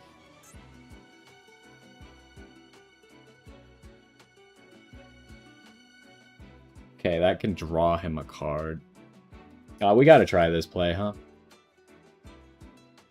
I think I have to discard the Super Poly, because I think I need every other card. He could activate, but I still get the Super Poly. Yeah, okay. I guess I could also fall into the Virtuous that to stop that, but...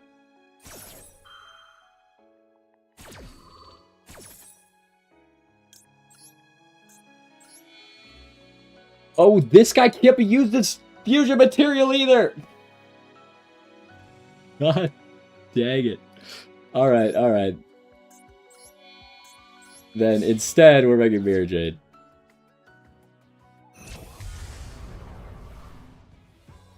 It's just random cards that we keep running into that can't be used as fusion material. Do I Ash this? Because if I'm just banishing this guy... How does Solic read? Hold up. Does Solic tribute for cost? It tributes for effect, right? Target one effect monster, negate its effects, then send one monster. Yeah, it tributes for effect.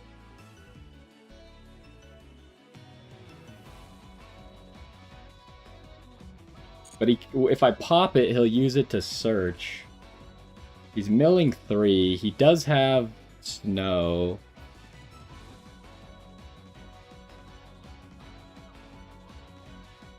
Does he have any Tearlaments in here? He just has Kit.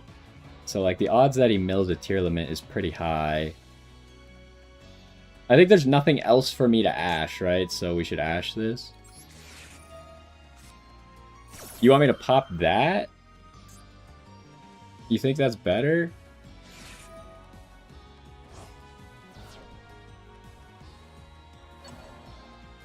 This search is a trap card. Whereas this search is a Tearlament's monster, and he's gonna search Havnus.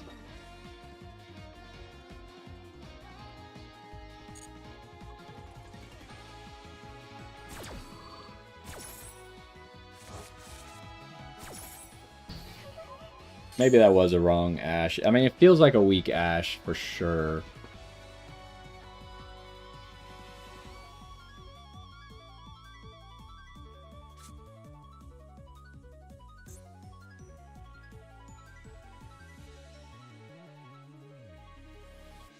Sent to the graveyard. So I do need to, like, get rid of him when Soliak is activated.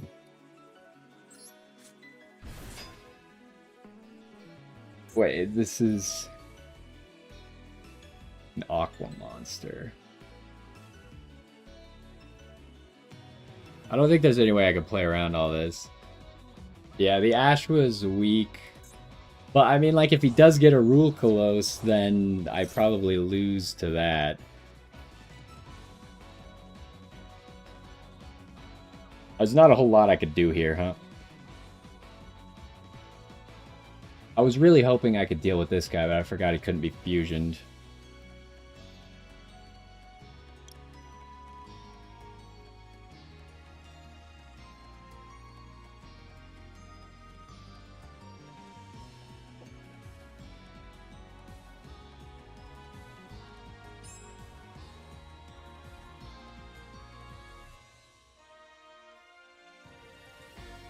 There's like not a lot I could do, huh?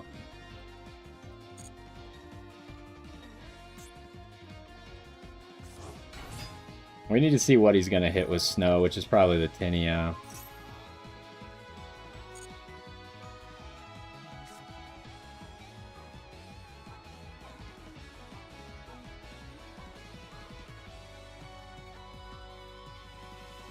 There's no way for me to get my Mirror Jade killed, huh? Alright, let's go with this guy. What do we got in here? We got Rinbrum.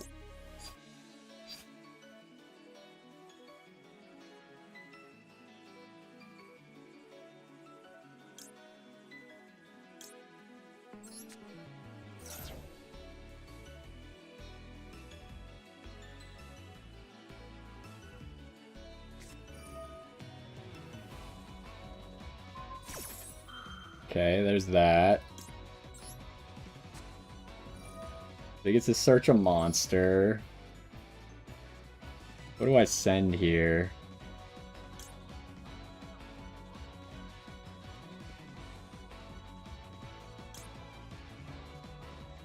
I send Albion so I could search a Fallen and the Virtuous to hand to use for Albaz.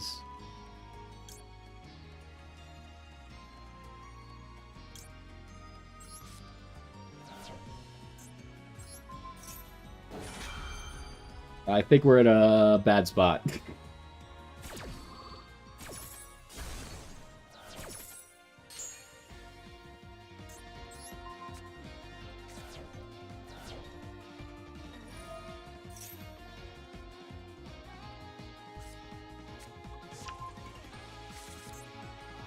Yeah, it's a very bad spot. Okay, well...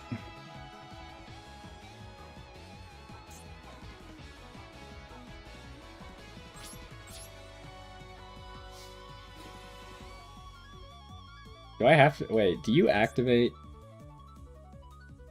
Only by card effect. You don't activate.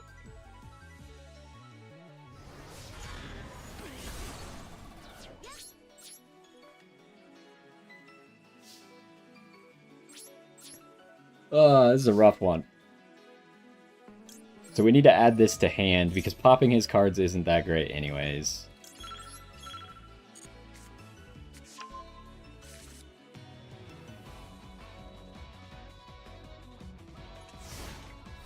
I don't know, I think we still lose, but we put up a good fight.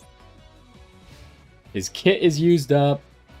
His Kaleido Heart's gone. We don't have Mirror Jade.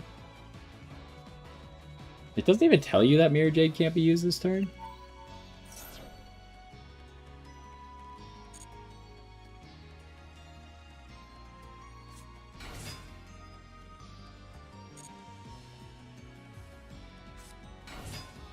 Uh-oh. That's a problem.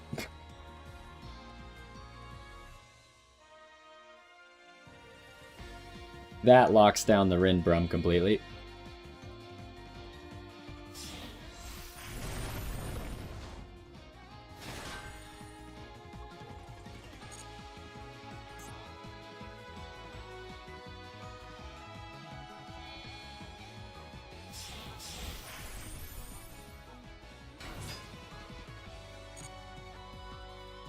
Should I just have gone for it right there? But, like, he obviously just spins back, right? So maybe letting him skip his next main phase is good for us. He gets Kit back.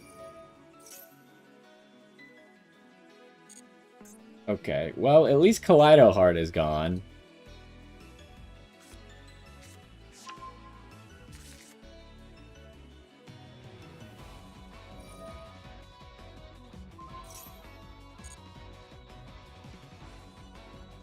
Is this main phase only? No, during your opponent's turn. Oh, he's milling like everything.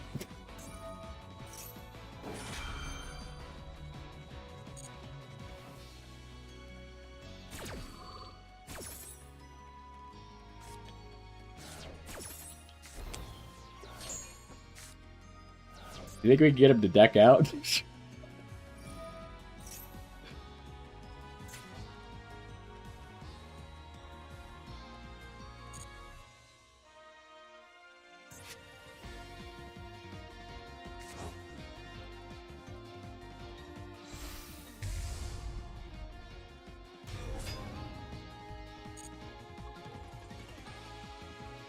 If he can't kill us here, then Mirror Jade will wipe his board. And he doesn't have room for Shyren anymore either. Unless he's making a Draco Future out of these two, but I feel like he would have made that last turn if he had it.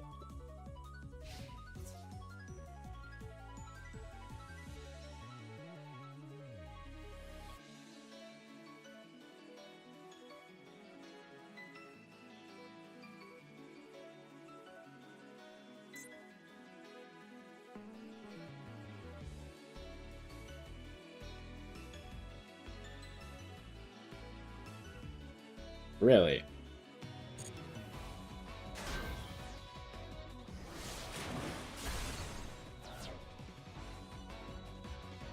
I guess this will come back though, right?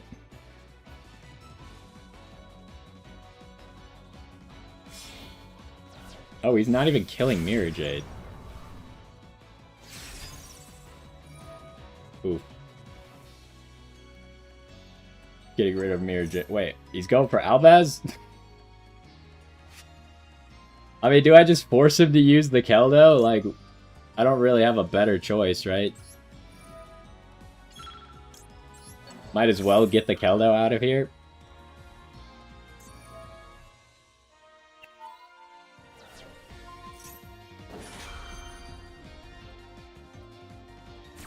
This seems like a mistake, right?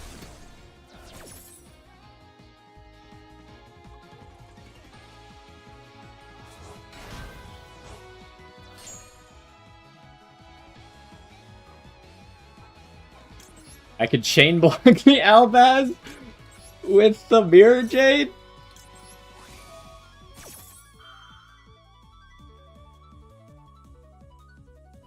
Okay, he does get to do this. That's fair. True. True.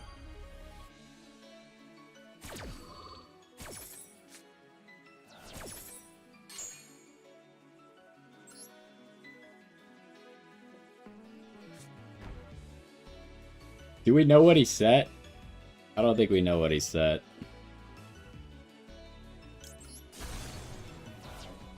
Rukulos gets to come back. And then I think we're out of luck after that. Wait, Rhino Heart hasn't activated yet? Oh my goodness.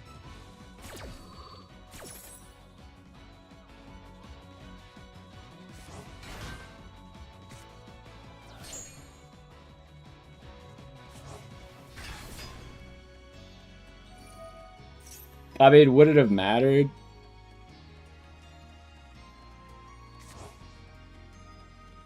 I guess it probably did matter. Just don't activate the Albaz.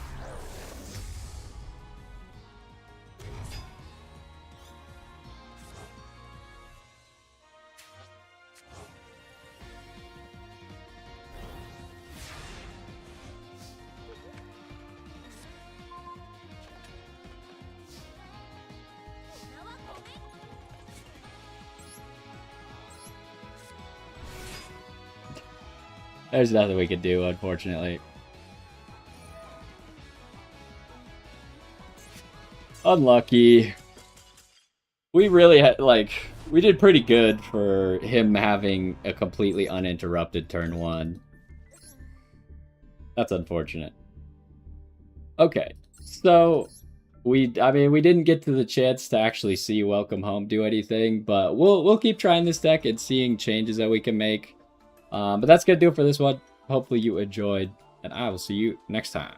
Okay, I wanted to try what you were talking about with the Albaz and the Albaz. Is there, like, a way that we can...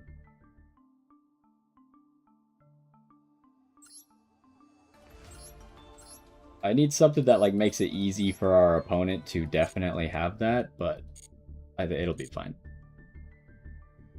Let's pick up all of our rewards first, too.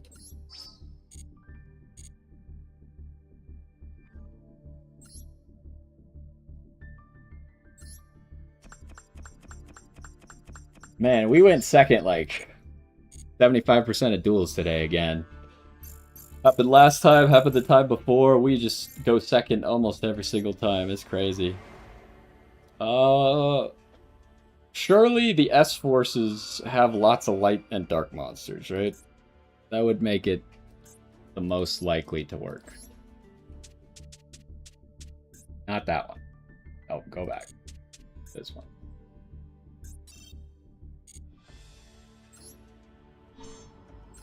Alright, so we're just going to set up a Dark Dragon, because the deck has a bajillion ways to get into Dark Dragon. And then we're going to use the Dark Dragon on their turn to summon White Dragon. And then White Dragon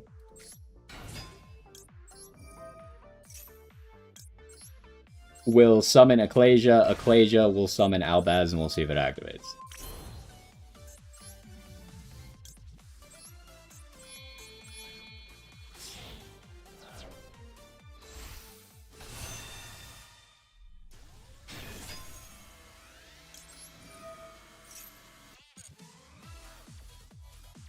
What do we have in hand? Oh, we just have everything in hand, huh?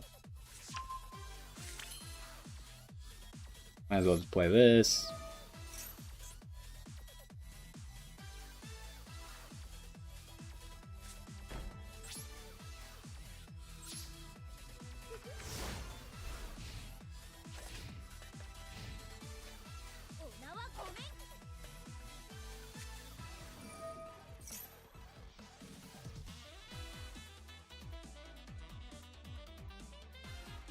Alright, let's start by doing this.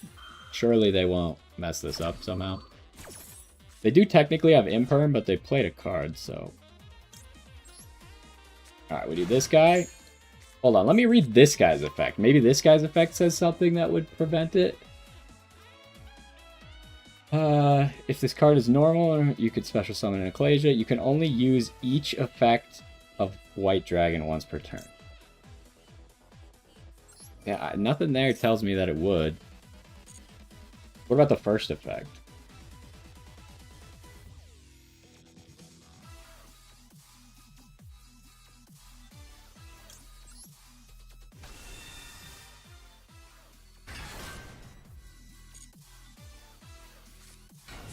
Okay, so he did that. This is a quick effect, though, right?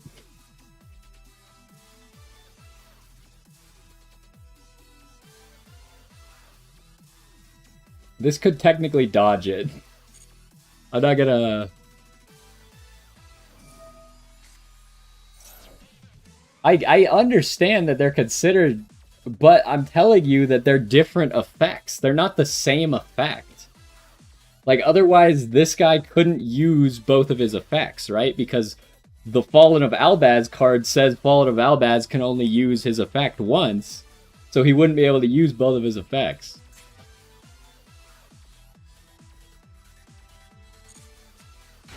Okay, that's a dark that I don't think can bounce off the field, right?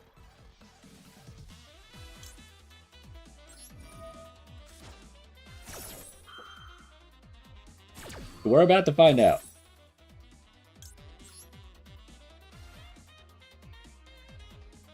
Wait. We could do 2 dark monsters. Does this work? It should work, right?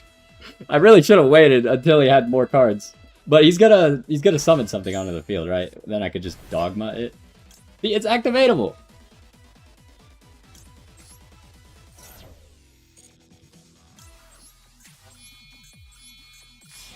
There. Look, it was activatable. Because they're 2 different effects. Like, nothing within the effects tells me that they wouldn't be activatable.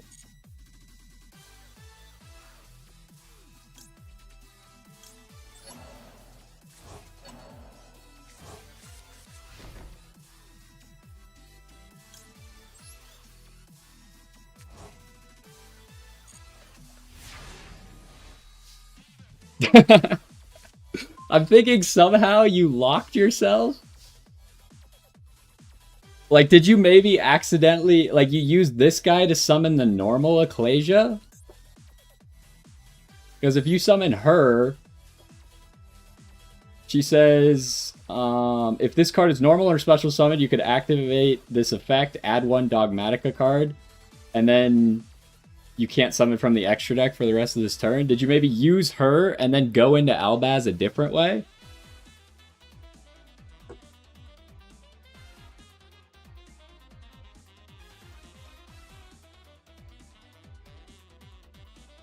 It's also, Fallen of Albaz specifically says you should summon 1 fusion monster from your extra deck using monsters on either field, including this card, but you cannot use other monsters you control. So you can only use Albaz and then monsters they control. So if you don't meet the conditions for a fusion based on monsters they control, then it won't let you fusion, right? Because you can't use your field at all except for this Albaz. I'm trying to think of, like, anything that could have stopped you.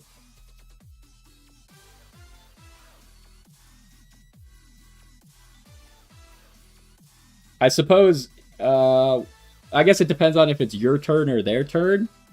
If you used Fallen a White Dragon's first effect, but you were trying to make, like, Garura or something, obviously you can't make Garura anymore, right?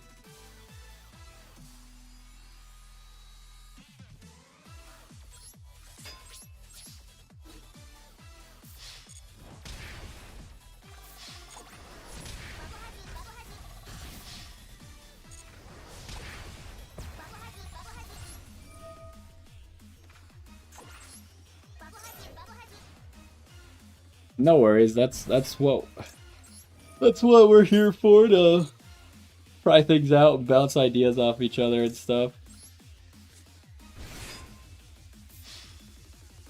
But I did think it was weird because, like I'm saying, like, nothing in that card text indicates to me that they wouldn't both be activatable.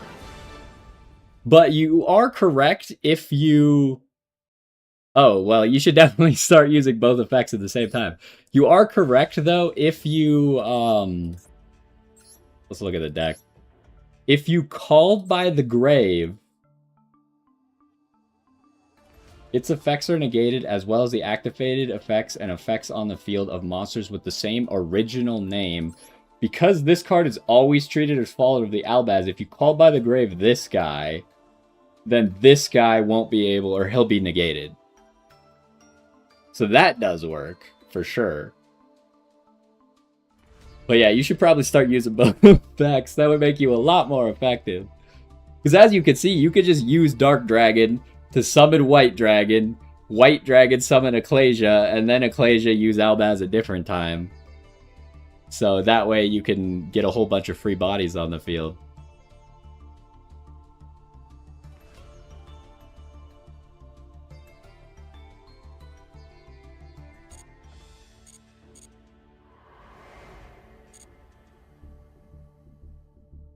So how do we do today? I guess we got to Diamond 2. There is Soul Linked. Like, I get what you're saying, but the issue is, even if they were Soul Linked, this guy says you can only use this effect of Fallen of Albaz once per turn. White Dragon doesn't have that effect of Fallen of Albaz. He doesn't have the effect of Fusion Summon. So even if they were linked, you could still use all three effects because none of these effects lock each other out of the other effects. If you get what I'm saying.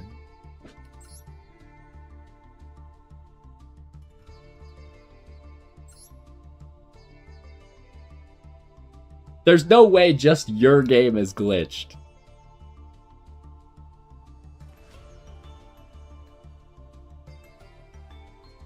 I don't think there's been any instance where specific people's games have been glitched in this game. That would be, like, incredibly unfair. I mean, go, like, when you have a chance, go try it in your own game in solo mode. Now, there have been instances, for some reason, don't ask me why, where solo mode doesn't function correctly, even though multiplayer does. So maybe this is a case like that, but I kind of doubt it. Because I'm pretty sure I've done it in ranked games. That's why I was so surprised, because I was like, I don't know, I'm pretty sure I've done this. But I don't think just your game is glitched. It would have to be something else is going on. There's a lot of stuff in this game, right? Like, it's hard to keep track of everything. And even with this game that makes it a lot easier for you, sometimes you could easily miss something. Yeah, I don't know why that is. That's definitely a glitch. Like, solo mode should not sometimes have different rules than ranked. But I think they've fixed most of them. I don't know of any at the moment. As far as I know, anytime that has happened, they've eventually fixed it. Where solo mode functions differently.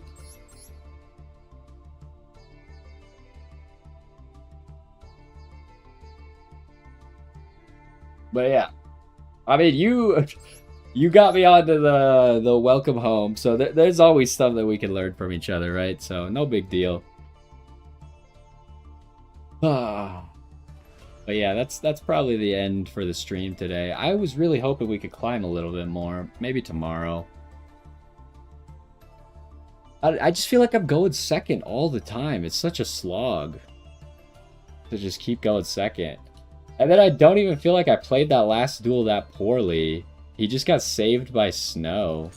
And the fact that stupid Kaleido Heart can't be used as fusion material. Dark Magician of Destruction. I haven't ever used that card. I don't actually know exactly what it does.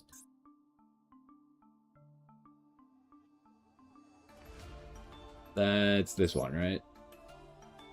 Must either...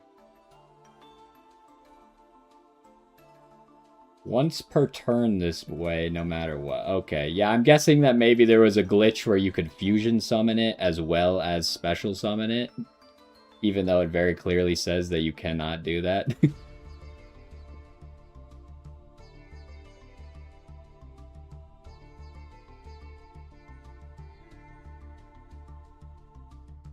I don't know why it, like... I guess the only thing that this means is if you fusion summoned it, you could Monster Reborn this. But if you special summon it, obviously you cannot Monster Reborn it. That's right? Like, that's like a really niche rule. But I'm pretty sure if you special summon him, he's not properly summoned, so you can't Monster Reborn it.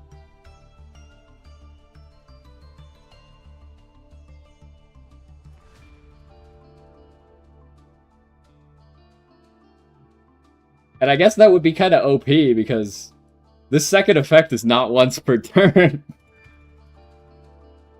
Like, they thought they made it once per turn by doing that, but technically this is not once per turn. So he could do this twice. So if you fusion summon this guy, it can't be Monster Reborn? Where does it say that?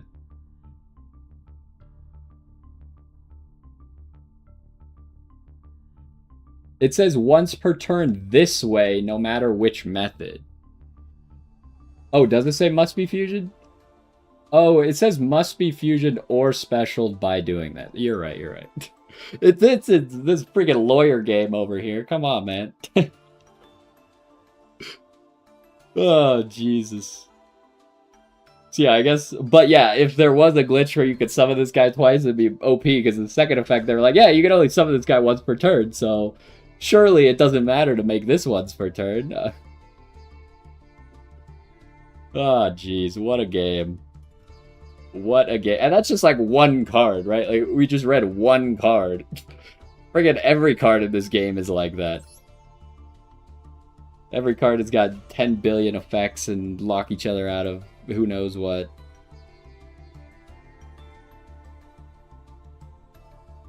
Like, to be fair, I did know that Sanctifier can't be used as a fusion, but I just forgot. Like, when does this ever come up? I knew he couldn't be targeted. And, like, I even know the second effect. If this card is in your graveyard, you contribute 4 monsters, the 2 in the extra monster zones, and the 2 in the center main monster zones. And if you do special summon this card. Like, I know that fact, but I don't remember that can't be fusion summoned with.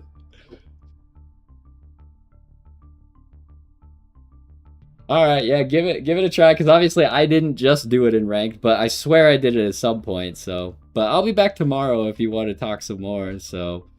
We'll probably play this deck again, because I want to refine it. I feel like we're getting close to a good build, but we're not quite there yet. There's some things that are missing. The Ecclesia change, I think, is probably going to be good, because too many times today we saw Ecclesia, and it just wasn't doing anything for us. But not being able to be targeted, yeah, that is kind of annoying, especially because non-target fusions is one way that you would want to get rid of this guy, right? Especially in like a branded mirror. You didn't know about this last effect? This last effect is crazy. I think I've seen it once ever. Like, this never happens. But that you could bet that if you ever have Sanctifier, just make sure you have a monster in the extra monster zone and in the center monster zone, and just hope that your opponent doesn't read what Sanctifier does. And then you could just, like, tribute all of them off the field. It's a pretty funny effect. Also, like, this effect is crazy. There's so much stuff you could do with this effect. I remember one time, I mean, I've seen other people do this too, but like, one time I max C'd someone, and they tried to call by my max C, so I summoned the max C to their side of the field, so it dodged the called by. Like, this effect is also disgusting. Everything this card does is disgusting. It's such a good card. That's why I love playing this card, but I just don't see a way to fit it in this deck. We'd have to go back to playing Cartesia, probably. And even then, we'd never summon it, so...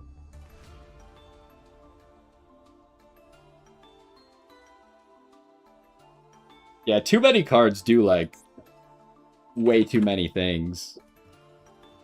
How do I find Zeus? Like, do you know Zeus's secret effect? Once per turn, if another card you control is destroyed by battle or opponent's card effect, you can attach a card from your hand, deck, or extra deck to this card. Like, no one knows that effect either. It's just like, what are we doing here? Why does Zeus need that effect?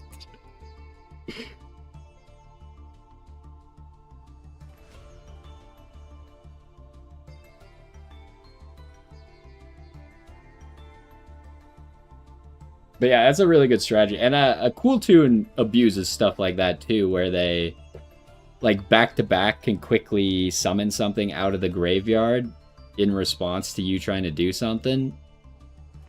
And then they can, like, dodge your effects, and it's really annoying. Like, Cool Tune's really good against Bystials because of that. Because they just back-to-back take whatever card you were trying to Bystial and then summon it back to the field, and then your Bystial doesn't resolve.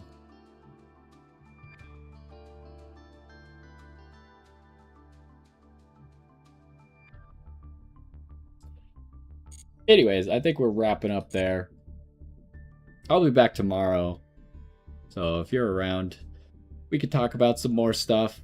Maybe we could figure out how to make this deck as good as possible. But thanks for stopping by. Thanks for talking to me. Hopefully you had a good time too. And hopefully I'll see you tomorrow. Bye.